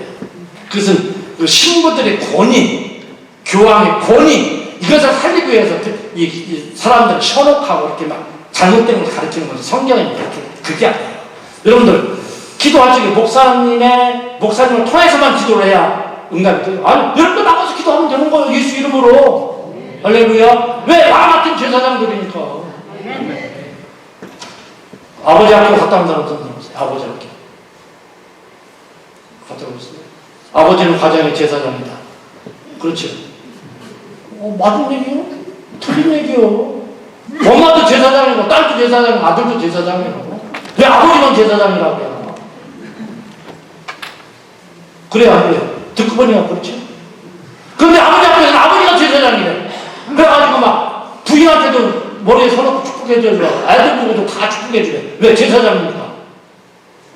그리고는 끝까지 그렇게 나가야 또 발닦아지네, 또 나중에는. 그렇죠. 헷갈려. 내가 그래서 그 본부장님한테, 나도 아버지 학교 출신이거든요. 본부장님한테 그렇게 얘기했어요. 좀 신학적으로 정립을 해가지고 하자. IMF 때 어깨 쭉 늘어진 이 아버지들. 그 나도 결혼을 했잖아요. 결혼할 적에 아버지가 뭔지 남편이 뭔지 모르고 결혼했다니까. 가르쳐주는 거 좋아요. 좋은데 신학적으로 정립을 해가지고 해야 될 거 아니에요. 뭐 아버지가 무슨 제사장이요. 아버지도 제사장, 엄마도 제사장이요. 아들도 제사장, 딸도 제사장. 네 세대들은 다 제사장이에요. 여러분들 확실하죠? 김혜영 남치가 와서 확실하다 그럴 거예요. 거기서 내가 뭐가 만나고. 하나님을 만나는 일이 참 심각한데요. 하나님을 만나. 여러분, 이번 기회에 이미 하나님을 만나신 분들도 지혜 확인하시고, 혹시 못 만나셨다면 하나님을 만나실 수 있기를 축원합니다. 집 좋죠? 이런 집이요, 저 미국 동부 위쪽에, 보스턴 위쪽에 뉴포트 가보니까요, 저런 집에 수두룩이에요. 이야, 그래서 돈 받고 들어가는 집도 많아. 이야, 너무너무 좋더라. 그런데 저런 집에 이제 이런 일이 있었다는 거예요. 꼭 저 집은 아닌데, 저렇게 좋은 집에. 하루는 띵동그리고 밖에서 어떻게 데리고 오셨어요. 누구세요? 그리고 나왔는데 저 집에 정말 잘 어울리는 너무너무 예쁜 마님이 딱 나와서 누구세요? 물어보는 거예요. 근데 이 집에 특별한 볼일이 있어서 부르는 건 아니에요. 지나가다 보니까 너무너무 멋진 집이 있어가지고 별로 그냥 자기도 모르게 눌러본 거예요. 누구세요? 그럼 뭐라고 하고 있어? 그분이 노 신사분이었었는데, 노 신사가 이 집에 예수님이 계십니까? 아니 막 형수님이 벌금 내가지고 와가지고 별로를 하고 왔더니 이 집에 예수님이 계십니까? 뭔 얘기예요? 눈을 떠보려 했더니 이 신사분이 이 집에 예수님이 계십니까? 또 물어봐요. 그 아무 말도 못하고 얼마나 빨랐는지. 한참 시간이 흘렀는데 또 이분이 더 천천히 더 굵은 목소리로 이 집에 예수님이 계십니까? 그래서 얼굴만 빨간지 고개를 푹 숙이고 말았지. 그리고 이 신사분이 딱 갔어요. 그리고 이 부인도 문을 닫고 안으로 들어갔어요. 저녁이 돼서 남편이 왔어요. 근데 평상시 자기 부인 그 행동이 아니야. 그 여보, 낮에 무슨 일 있었어? 있었죠. 무슨 일인데? 날씨도 오늘처럼 참 좋고 따뜻하고 또 그래가지고 그게 이제 그 정원을 거닐고 있었고. 근데 띵동하고 베개 울리는 소리가 나가지고 뭐 하인들도 이제 집 일하는 집사들 바쁘고 그래가지고 제가 큰 대문 옆에 있어가지고 바로 문을 열어드렸죠. 그래서 그러니까 점잖게 생긴 어르신이 남자분이 저한테 질문하는 거예요. 뭐라고? 이 집에 예수님이 계시냐고. 그래서 뭐라고 대답했어? 아무 말도 못했죠. 아니 왜 아무 말도 못했어? 우리 남편과 나는 세례받은 교인이라 그러지. 세례받은 교인이라 그러지. 그러니까 이 부인이 남편한테 물어보고 이 집에 사는 사람들은 세례받았냐고 물어보지 않고 이 집에 예수님이 계시냐고 물어보더라고요. 그래? 그리고 이번에 또 나한테 이 집에 예수님이 계시냐고 또박또박 목소리로 또 말씀하시더라고요. 그 다음에 뭐라고 했어? 아무 말도 못하고 얼마나 빵을 했죠. 아이고 왜 얼마나 빵을 했어. 우리 남편하고 저는 나는 이 교회 우리로 말하는 이제 장로 거기는 이사라고 해요. 미국은 대개는 이사 모더 이렇게 이사라고 하죠. 이사라고. 아니 이 집에 사는 사람들은 그 교회 장로냐고 물어보지 않고 이 집에 예수님이 계시다고 물어보더라고요. 그래요? 그리고 이 노신사분이 아주 점잖하게 또박또박에 이 집에 예수님이 계시냐고 물어보더라고요. 그다음 뭐라고 했는데 얼굴만 빨간지 고개만 숙이고 말았지요. 아니 왜 그래서 우리는 한 달에 5만 달러씩 11조 한다고 하지. 5만 달러? 5만 달러면 얼마인지 한 6천만 원 이상 별로 놀라지도 않니? 아니 여보 이 집에는 한 달에 얼마씩 11조 하냐고 물어보지 않고 이 집에 예수님 계시냐고 물어보다. 유명한 셀프들하고 목사님이 설교집에 예화라고 하는 얘기를 제가 다시 구성해서 만든 거예요. 여러분한테 질문합니다. 여러분 신앙 속에 예수님이 계십니까? 아이고! 난 세례받은 신자인데 뭘 본소리 하는 것이야. 아니 세례 받았냐 안 받았냐 이걸 물어보는 게 아니라 여러분 마음속에 예수님 시방 계시냐? 아까보다 나는 조금 커졌는데 그래도 아멘 못 하시는 것 같죠. 여러분 다시 한번 질문해요. 여러분 마음속에 예수님이 계십니까? 아니 그냥 아멘 하지 말고 실제로 있냐고. 아니 나는 집사인데 권사인데 아니 권사 집사 이런 거 따지지 말고 성가대는 이런 거 따지지 말고 찬양대는 이런 거 따지지 말고 진짜 예수님이 계시나? 예수님 오늘 그거 확인하세요. 예수님이 계시나? 예수님 집사가 문제가 아니야. 장로가 문제가 아니야. 목사가 문제가 아니야. 예수님 계시나? 예수님 계십니까? 아니 우리 교회 될 때 내가 헌금을 얼마나 했는데 이거 내 땅이 이거 혹시 내 땅 맞춘다 해서 용서하십시오. 아니 내가 이거 지금 10억 냈어? 아니 몇억 낸 건 이게 문제가 아니고 10억 여러분 마음속에 예수님이 계시다. 아멘. 진짜 아멘이요? 아멘. 그럼 되시오. 그럼 되시오. 여러분 예수님 안 계신데 예수님이 계시다고 아멘한 사람이 진짜 마음속에 있으면 오늘 곰곰이 생각해보세요. 진짜 곰곰이 생각해보세요. 이 이야기를 설교 시간에 어설프도 목사님 하니까 교회 모든 사람들이 회개하고 막 울음바다가 되고 막 예수 믿는다고 하는 명분은 가졌지만 실제로 예수님과 함께하지 않는 사람들이 얼마나 많은지 뭐 발라갈 때 뭐 따라들지 그냥 줄넘기하고 따라와 빨리 안 된다 하고. 지금 뭐 예배 시간에도 뭐 졸기나 하고 뭐 하는지 지금 목사님 무슨 설교하는지도 잘 모르겠고 그냥 가장 안에 가는 거고 가정의 평화를 위해서 왔다 가는 거고 남편들은 혹시라도 한 사람이라도 그런 분이 있으면 오늘 예수님이 계십니다. 점검을 해보세요. 저는요 성막에 대한 정보나 지식을 여러분들에게 전수해 주려고 오는 사람은 아닙니다. 이 성막 강의를 통해서 정말 예수 그리스도를 만나고 정말 예수 그리스도 예능으로 살아갈 수 있게 되길 축복합니다. 이게 성막을 배우는 목적이에요. 성막에 대한 지식 몰라도 괜찮아요. 그런데 시간마다 순간마다 여러분들 예수 그리스도를 정말 내 마음속에 모시고 살아가는지 이걸 점검할 수 있게 되길 축복합니다. 여러분 내 마음의 주인은 누구십니까? 어떤 사람은 이 왼쪽 그림처럼 예수 그리스도가 나의 마음의 왕국의 주인인 사람이 있고 어떤 사람은 내가 앉아있고 예수님 밖에 있는 사람이 있어요. 이 사람은 그리스도인이 아닙니다. 이런 정태의 사람이 바로 예수 그리스도의 사람입니다. 얼마나 건방져요? 예수님이 떡 쳐다보시는데도 하고 그냥 발을 딱 꼭 앉아가지고 이렇게 설교 듣는 사람도 가끔은 있죠. 이 교회는 없지만 네?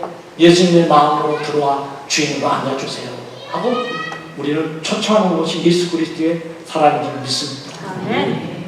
예수 그리스도를 바르게 알고 믿게 하는 것이 성막이에요. 아까 얘기했지만 하나님 인간을 창조하신 목적이 뭐예요? 하나님을 영원히 즐거워하는 것이다. 할렐루야. 하나님을 영화롭게 하는 것이 사람 창조하신 목적이에요. 피조물에 대한 통치권을 유인해 주시는 거예요. 따라 같이 해봅시다. 시작. 하나님 이르시되 우리가 우리의 모양대로 사람을 만들고 그들로 바다에 하늘에서 가축과 온 땅과 땅에 기는 모든 것을 다스리게 하는 것입니다. 하나님을 영화롭게 하고 하나님을 즐거워하고 하나님을 하나님 만드신 것을 다스리게 하는 것. 28절 시작. 하나님 그들에게 복을 주시며 하나님 그들에게 이르시되 생육하고 번성하여 땅에 충만하라. 땅을 정복하라. 바다의 물고기와 하늘의 새와 땅에 움직이는 모든 생물을 다스리게 하십니다. 하나님 창조 목적을 달성을 위해서 인간에게 복을 주셨어요. 그렇기 때문에 인간은 창조의 꽃이고 창조의 클라이막스예요. 이사야 선지자 뭐라 해요? 시작. 내가 내 눈에 보려놓고 존귀하고 내가 너를 사랑하였습니다. 그래서 인간은 하나님을 기뻐하고 즐거워해야 된다. 웨스트민스터 소요리문답이 있어요. 제1질문이 뭐냐? 사람의 제일 되는 목적이 무엇이냐? 갑시다. 사람의 제일 되는 목적은 하나님을 영화롭게 하는 것과 그를 즐거워하는 것이다. 그런데 우리나라 목사님들이고 성경학자들이 영어를 잘 못 하던 시대 초창기에는 영원토록 그를 즐겁게 하는 것이다 이렇게 번역을 하는 점이 있어요. 즐겁게 하는 것이다. 즐겁게 하는 것. 사람의 제일 되는 목적이 뭐예요? 하나님을 영화롭게 하고 즐거워하는 것이다. 자, 잘 들으세요. 우리는 하나님을 기쁘시게 하려고 노력을 많이 해요. 어떻게 하면 하나님을 기쁘시게 할까? 헌금을 많이 하면 하나님 기뻐하실까? 주일날 안 빠지면 하나님 기뻐하실까? 앞으로는 여러분 하나님을 기쁘시게 하지 말고 하나님을 기뻐하세요. 네, 아멘이 뭔지 잘 모르시면 네, 설명할게요. 남편하고 아내가 있어요. 여기 남편과 아내가 좋은 사람 한번 손 들어보세요. 남편하고 아내가 같이 앉지 왜? 다음에 같이 앉으세요. 자, 떨어져 앉았다고 나쁜 일은 아니에요.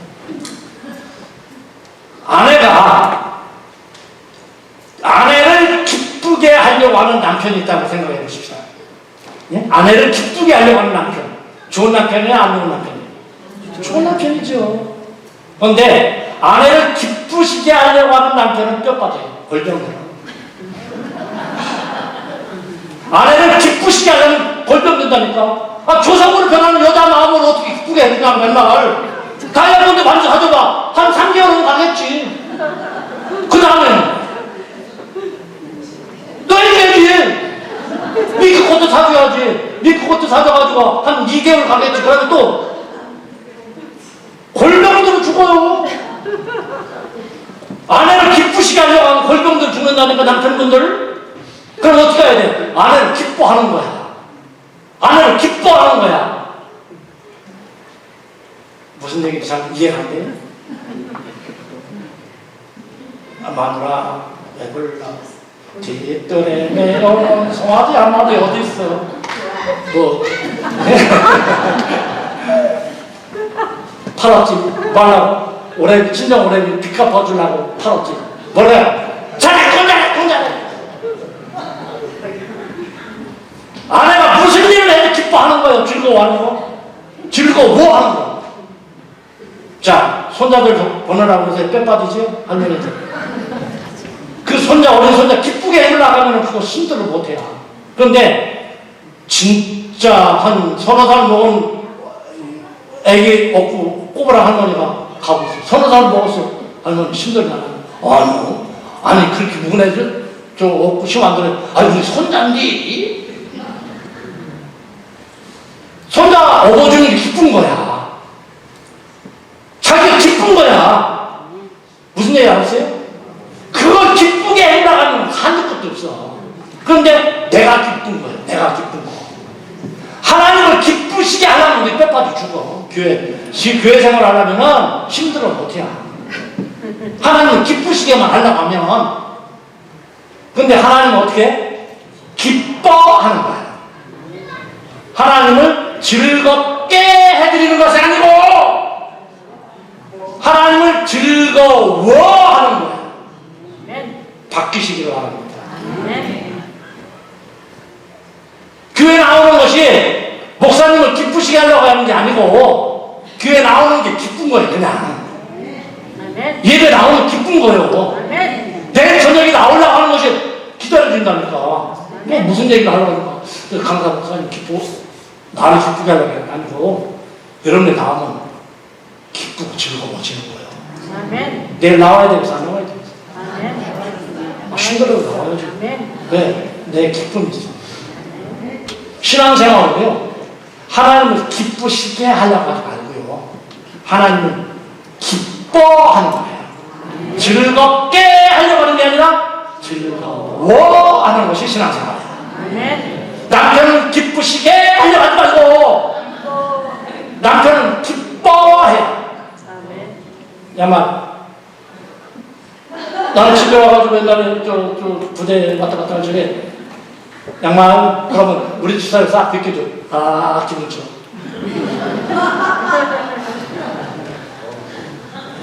이런 나도 양말 벗기래? 이러면 승질 나지. 근데 남편 양말을 이거 우리 또 어린 양말에 하고 딱 벗겨주면 서로 좋잖아. 내가 이거 못 벗어서 벗기라는 거예요? 그만큼 사람 받고 싶다는 거지. 무슨 얘기인지 알겠어요? 남편을 기뻐하면 되는 거야. 그냥 무슨 짓을 해도 기뻐하세요. 아내를 기뻐하세요. 그러면 부부간에 좋아지는데 즐겁게 하려고 하면 그건 골병들어 죽어요. 신앙생활도 마찬가지. 우리가 하나님을 즐거워, 하나님을 기뻐하는 하나님. 할렐루야. 네. 스바냐, 너희 하나님 여호와가 너희 가운데 계시니 그는 구원을 베푸실 전능자시라. 그가 너로 말미암아 기쁨을 이기시 못하지 잠잠히 살아가시면 너를 말미암아 즐거이 부리며 기뻐하시리라. 하나님 우리를 기뻐하신대. 하나님 우리를 기쁘시게 하려고 하는 게 아니라 기뻐? 우리 새끼 손자들 봐요. 자식은 이쁜지 모르는데 신랑 왜 이렇게 이쁘다.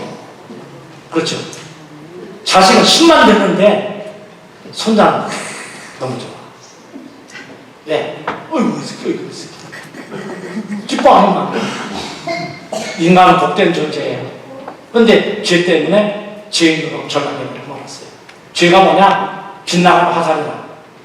어떤 줄을 따르잡는 것, 이런 거 죄예요. 헬라말로. 또 미끄러 넘어지는 것들이 죄라. 불법. 특별히 빚진 것, 빚진 죄인이라고 하잖아요. 이 헬라말에는 이 죄라고 하는 말이 저렇게 한 대여섯 가지 쓰여졌는데 가장 대표적인 것이 뭐냐? 하말티아라고 해서 빗나가는 화살이에요. 하나님의 창조 목적이 벗어나는 게 죄예요. 내가 무슨 강도짓을 했어. 내가 도둑질을 했어. 그게 아니고 하나님과 바르지 못하는 관계가 바로 이것이 죄. 살인, 강도, 도둑질, 미움, 감 이런 죄의 결과지 그 자체가 죄라고 여기는 거예요. 죄의 결과. 죄의 역할이 뭐예요? 하나님과 사람 사이를 절대로 멀리 이렇게 띄어놨죠. 시작. 오직 너희 죄 앞에 너희와 너희 하나님 사이를 갈라놓고 너희 죄가 그 얼굴을 가리는 너희에게서 들리지 않게 하는 것입니다. 죄를 지은 인간 나중에는 멸망당할 수밖에 없는 거예요. 여러 가지 시도를 해봤어요. 착한 일도 하고 종교적인 수양도 하고 돈을 갖다 주기도 하고 이런 것이 하나님께 나갈 수가 없는 거예요. 그래서 하나님께 나갈 수 있는 유일한 방법 길이 뭐냐? 예수 그리스도의 십자가라는 사실을 믿으시면 아멘. 인간 사이에 하나님과 인간 사이의 중보자 오직 예수님, 완전하신 사람이면서 완전하신 하나님이신 오직 예수만이 우리의 중보자예요. 중보자, 중매쟁이라는 거예요. 그럼 하나님을 잘 알아야 되고 사람을 잘 알아야 돼. 하나님을 잘 알 수 있는 존재는 하나님이고 인간을 잘 알 수 있는 존재는 인간이고. 그러니까 하나님과 인간 사이의 중매쟁이는 하나님이시면서 사람이고 사람이시면서 하나님이신 예수 그리스도 이외에는 중보자가 없다. 하나님은 한 분이시요 하나님과 사람 사이의 중보자도 한 분이신 곧 사람이신 그리스도 예수입니다. 예수 그리스도는 자기 백성을 저희 죄에서 구원할 자. 예수 믿습니까? 예수 믿는 사람 없습니다. 예수 믿는 사람 다들 좀. 그럼 예수 뭘 믿어요? 네? 예수 말씀? 예. 정확한 대답은 제가 듣고 싶은 대답은 예? 하나님 믿으니까 기쁘잖아요. 그것도 한 2점 정도 되게 2점. 자, 아니, 잘 들어보세요. 예수 믿습니까? 네. 예수 뭘 믿어? 예수 뭘 믿어? 십자가. 이 십자가. 자, 제가 오늘 참 이래서 우리 교육도 필요하고 진짜 이게 정말 중요한 건데 자, 예수 믿습니까? 네. 뭘 믿어요? 말씀이요. 예? 누가 뭘 알면 드시나? 예? 믿음. 쉽게 얘기해봐요. 따라합시다. 예수의 이름을 믿는 거예요. 이름. 뭘 믿어요? 예수의 이름을. 예수 믿습니까? 아멘. 뭘 믿어요? 예수의 이름을. 자, 예수의 이름을 믿는 거예요. 아멘. 주의 이름을 부르는 자. 맨날 찬송하잖아요. 예수의 이름을 믿는 겁니다. 그럼 예수 이름이 뭔데 예수의 이름을 믿는다고 하냐? 자기 백성을 저희 죄에서 구원할 자. 이게 예수의 이름의 뜻이에요. 아멘. 그래, 예수 이름을 믿는다. 그 의미가 뭐냐? 나를 따라합시다. 나를 나의 죄에서 구원할 자로 믿는다. 그것이 바로 이름이거든. 예수라고 하는 이름이 바로 그 뜻이요. 그러니까 정확하게 하려면 예수 믿습니까? 예. 뭘 믿어요? 나를 나의 죄에서 구원할 자로 믿습니다. 이게 정답이야. 근데 아주 심플한 정답은 뭐냐? 예수 믿습니까? 예. 뭘 믿어? 이름을 믿는 거야. 아멘. 예수 믿습니까? 뭘 믿어? 예수의 이름. 확실하게 대답을 하세요. 이제 예수의 이름. 뭘 믿어요? 그 이름을 믿는 의미가 뭐예요? 의미가? 네, 그건 성경적인 얘기고 나를 나의 죄에서 구원할 자로 믿는다.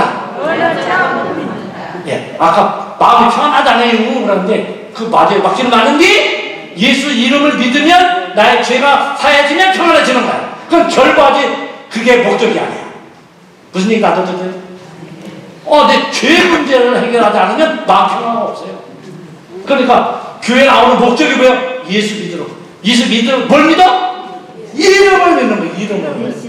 그 기초적이고 가장 기본적이고 이걸 알아야 돼요. 아멘. 아멘. 아멘. 이제 이후부터는 예수 믿습니까? 아멘. 뭘 믿어? 이름을 믿지. 그게 뭔 뜻인지 나를 나의 죄에서 구원할 자를 믿는 기여 100점. 아들을 낳으니 이름을 예수로 하라. 왜? 이는 왜? 그가 자기 백성을 그들의 죄에서 구원하라. 할렐루야. 그리스도라고 하는 말이 기름 부음을 받은 자고요. 기름 부음을 받은 자는 왕, 선지자, 제사장 이 세 사람들이 기름 부음을 받아요. 그 사무엘이 이제 그 사울에게 왕으로 기름을 붓잖아요. 또 엘리야가 엘리사에게 기름을 부어서 선지자가 되게 하라. 그게 선지자. 또 아론이 거룩한 옷을 입혀 그에게 기름을 부어 거룩하게 해서 제사장의 직분을 행하게 해라. 그러니까 왕, 선지자, 제사장 기름을 부어. 그래서 선지자이시면서 제사장이면서 왕인 분이 예수님. 할렐루야. 그래서 예수님만의 직분. 예수님 이외에는 선지자는 제사장이 될 수가 없어. 왕이 제사장 모르는 사람은 문득병 걸려 죽었잖아요. 그렇죠? 예, 무시하고 제사장. 왕이니 문득이게 되는 거예요. 그런데 왕이면서 제사장이면서 선지자시면 예수님 밖에는 없다. 왕, 선지자, 제사의 공통점이 뭐야? 하나님과 인간 사이에서 일하시는 거예요. 왕은 하나님의 통치권을 위임받아서 백성을 다스리는 거예요. 선지자는 인간 편에서, 제사장은 인간 편에서 하나님에게 인간의 연약함을 말해주는 사람이 제사장이고, 선지자는 하나님 편에서 인간에게 하나님 나라를 미리 말씀해주는 것이 선지자. 그러니까 하나님과 사람 사이에서 일하시는 그런 사람들이 바로 그 공통점이죠. 그래서 예수 그리스도 예수 물어봐요. 예수 그리스도가 맞아요? 그리스도 예수가 맞아요? 오늘 이상한 것만 물어보죠. 예수 그리스도가 맞아요? 그리스도 예수가 맞아요? 예수 그리스도가 맞는 사람 손들어. 또 그리스도 예수가 맞다. 나머지는 뭐 까마요. 예수님이 아까 그랬죠? 하나님이시면서 사람이면서 하나님이라고 했죠? 예수라고 하는 것은 사람을 대표하는 이름입니다. 예수님의 이름이 성경에 60가지고 뭐 싹이라고도 하고 뭐 여러 가지로 나오죠. 그렇죠? 그런데 예수라고 하는 것은 예수님의 인성, 사람됨의 대표적인 이름이고요. 그리스도라고 하는 말은 신성, 또 다른 말로 하면 예수님의 직분을 말합니다. 그리스도라고 하는 말은 히브리 말로는 그리스도는 헬라 말이거든요. 근데 히브리 말로는 여러분들 다 알아. 메시아. 메시아나 그리스도 똑같은 말이에요. 메시아를 헬라 말로 고치면 그리스도가 됩니다. 그런데 그 뜻은 뭐냐? 기름 부음을 받은 자. 기름 부음은 아까 몇 사람들을 받는다고? 세 사람. 제사장, 왕, 선지자. 이 세 사람이 받는다. 그런데 성경을 읽다 보면 예수 그리스도라고도 하는 말이 나오고 그리스도 예수라고 하는 말도 나와요. 그런데 그리스도라고 하는 말은 신성 내지는 직분을 대표하는 이름이라고 했죠. 예수라고 하는 말은 예수의 인성을 대표하는 말이라고 했어요. 그렇죠? 근데 베드로라고 하는 사람은 인간 예수를 먼저 만나고 그분이 하나님 아들이었다 하고 예수님이 하나님 되심을 나중에 알았어.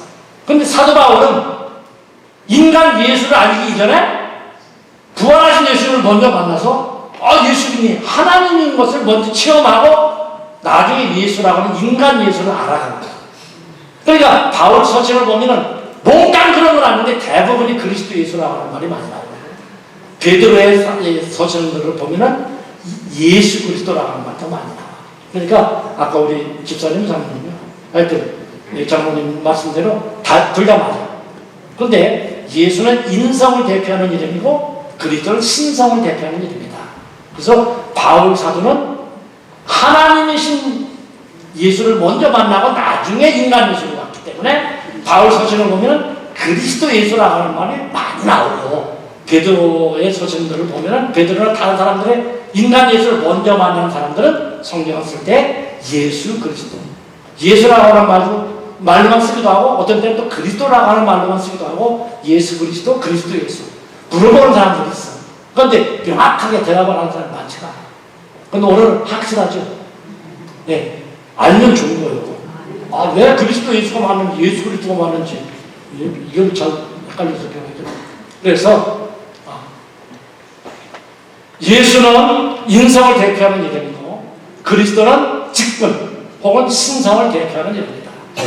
성경은 구약 성경은 오실 예수, 신약 성경은 오신 예수. 성경을 한마디로 얘기하면 예수 그리스도. 그러니 저와 여러분들 지금 신약 시대에 살고 있죠. 어떻게 구원받았어요? 이름을 믿고. 구약 사람은 오실 예수를 믿고 우리는 오신 예수를 믿고 한 끗 차이요. 점 하나 차이요. 그러니까 구약은 아직 예수님은 오시지 않았지만 오실 예수를 바라보고 있는 거예요. 오실 예수를 잘 설명하는 것이 성경입니다. 무슨 얘기인지 알겠죠?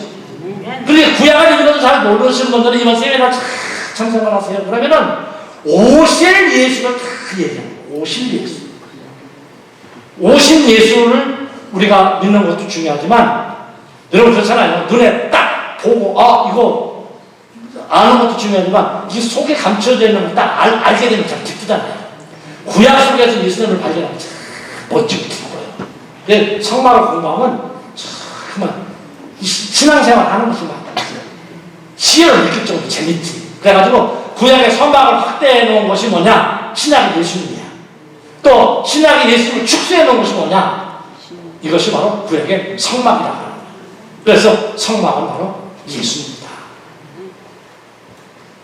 성막에 울타리가 있잖아요.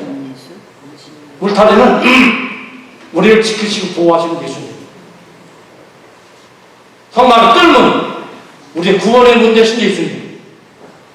번제장 우리를 위해서 온전히 시장되신 예수님. 물두멍 우리를 정결하게 죄를 씻어 정결하게 하는 예수님. 다 예수님이에요. 떡상 우리의 생명의 떡 되신 말씀 되신 예수님. 금천대 참빛 되신 예수님.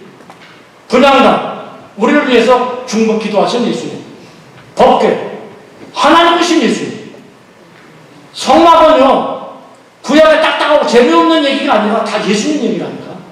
그것도 눈에 보이고 손에 잡히는 것이 아니고 그림자의 모형처럼 생겼는데 예수님이야.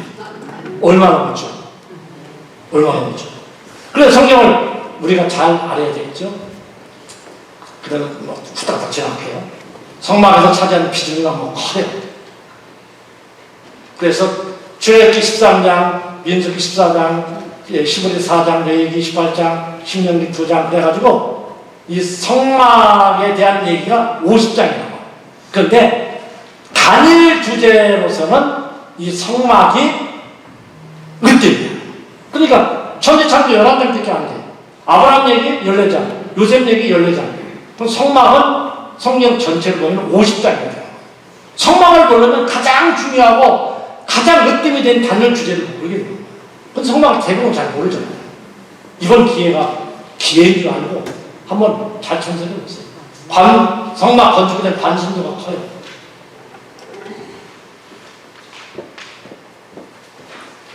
자, 40주야를 걸쳐서 받았는데 성막에 들어간 금이 3톤, 은이 약 5톤, 총 면적 378평인데 평당 25, 7억 5,600만 달러가 들어갑니다. 그러니까 우리나라 돈으로 따지면 한 8조 얼마가 되는 거예요. 별로 안 오네. 이제 성막에는 귀빗이라는 얘기 많이 나오는데 이 귀빗은 발끝부터 이 장지까지가 한 귀빗이다. 참고로 알아주시면 나중에 계산을 해주고요. 근본 교리를 확실히 배울 수 있어요. 신론, 기독론 등 여러 가지 이 교리가 있는데 종합적으로 잘 배울 수가 있고. 거의 다 끝났어요.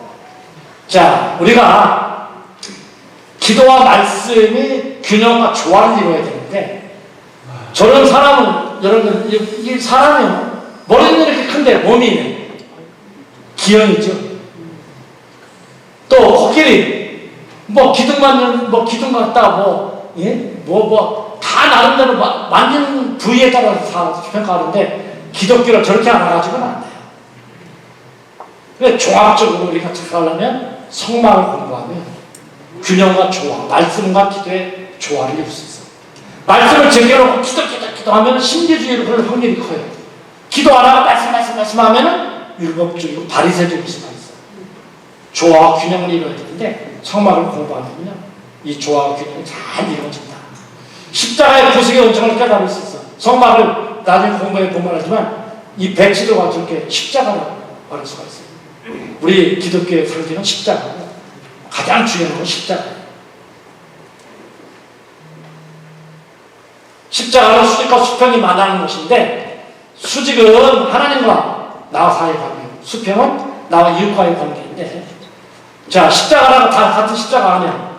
그건 신본주의 십자가가 수직이 길고 수평이 작죠. 그런데 인본주의 십자가는요 수직과 수평이 똑같아. 그래서 적십자나 녹십자 수직과 수평이 똑같은 거예요. 우리는 인본주의가 아니에요. 신본주의지. 그래서 십자가와 부활. 중국에 가서 보니까 십자가에 대한 교리는 많이 알고 있어요. 십자가 얘기, 고난 얘기만 하면 막 물어.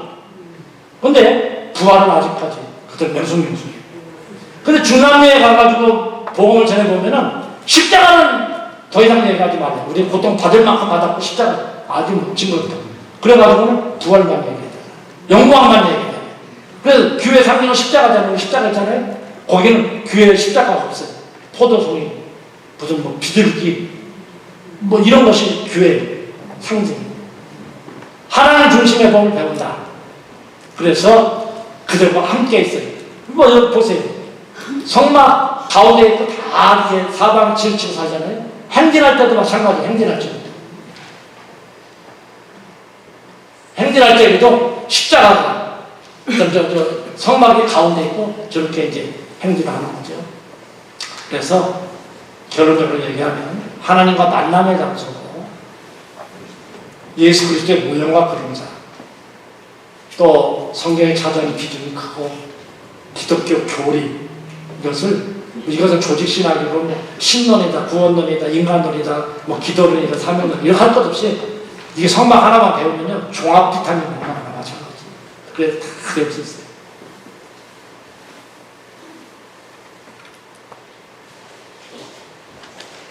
십자가의 구속의 원천 또 하나님 중심의 삶을 배우게 되는 거예요. 그렇기 때문에 성막에 대해서 여러분들이 좀 시간이 어떻게 많이 지루하셨어요? 아니라 그랬죠. 될 수 있으면 쉽게 또 재밌게 하려고 하고 이렇게 아까 얘기했잖아요. 70 넘어가지고 저거 배워가지고 이렇게 이건 만들어가지고 나눠 놓으니까 이렇게 조금 생활하시는데 힘들고 어렵더라도 저녁마다 나오셔서 고난주간이잖아요. 특별히 그렇죠? 고난주간이니까 오늘 나오신 분들 말고도 좀 더 권면해서 교회 나와서 우리가 그동안 목사님을 통해서 또 여러분들 지금까지 신앙생활하면서 잘 배웠던 교리를 잘 정리하자. 아까 예수 믿습니까? 믿죠? 뭘 믿어? 쳐다봤는데 여러분들 몰라서 쳐다본 게 아니에요. 그냥 이럴 때 한번 정리를 확실하게 해두는 거예요. 다 알죠? 왜? 그거 모르겠어요. 그런데 이런 기회에 한번 좀 정리해두면 어떠한 경우에서도 흔들리지 않는 믿음의 삶을 살 수 있다는 사실을 알고 여러분들이 오늘뿐만 아니라 내일도 또 나와서 하나님 말씀에 귀를 기울이시고 그래서 우리 신앙 건전하게 또 견고하게 튼튼하게 성장될 수 있도록 축복합니다.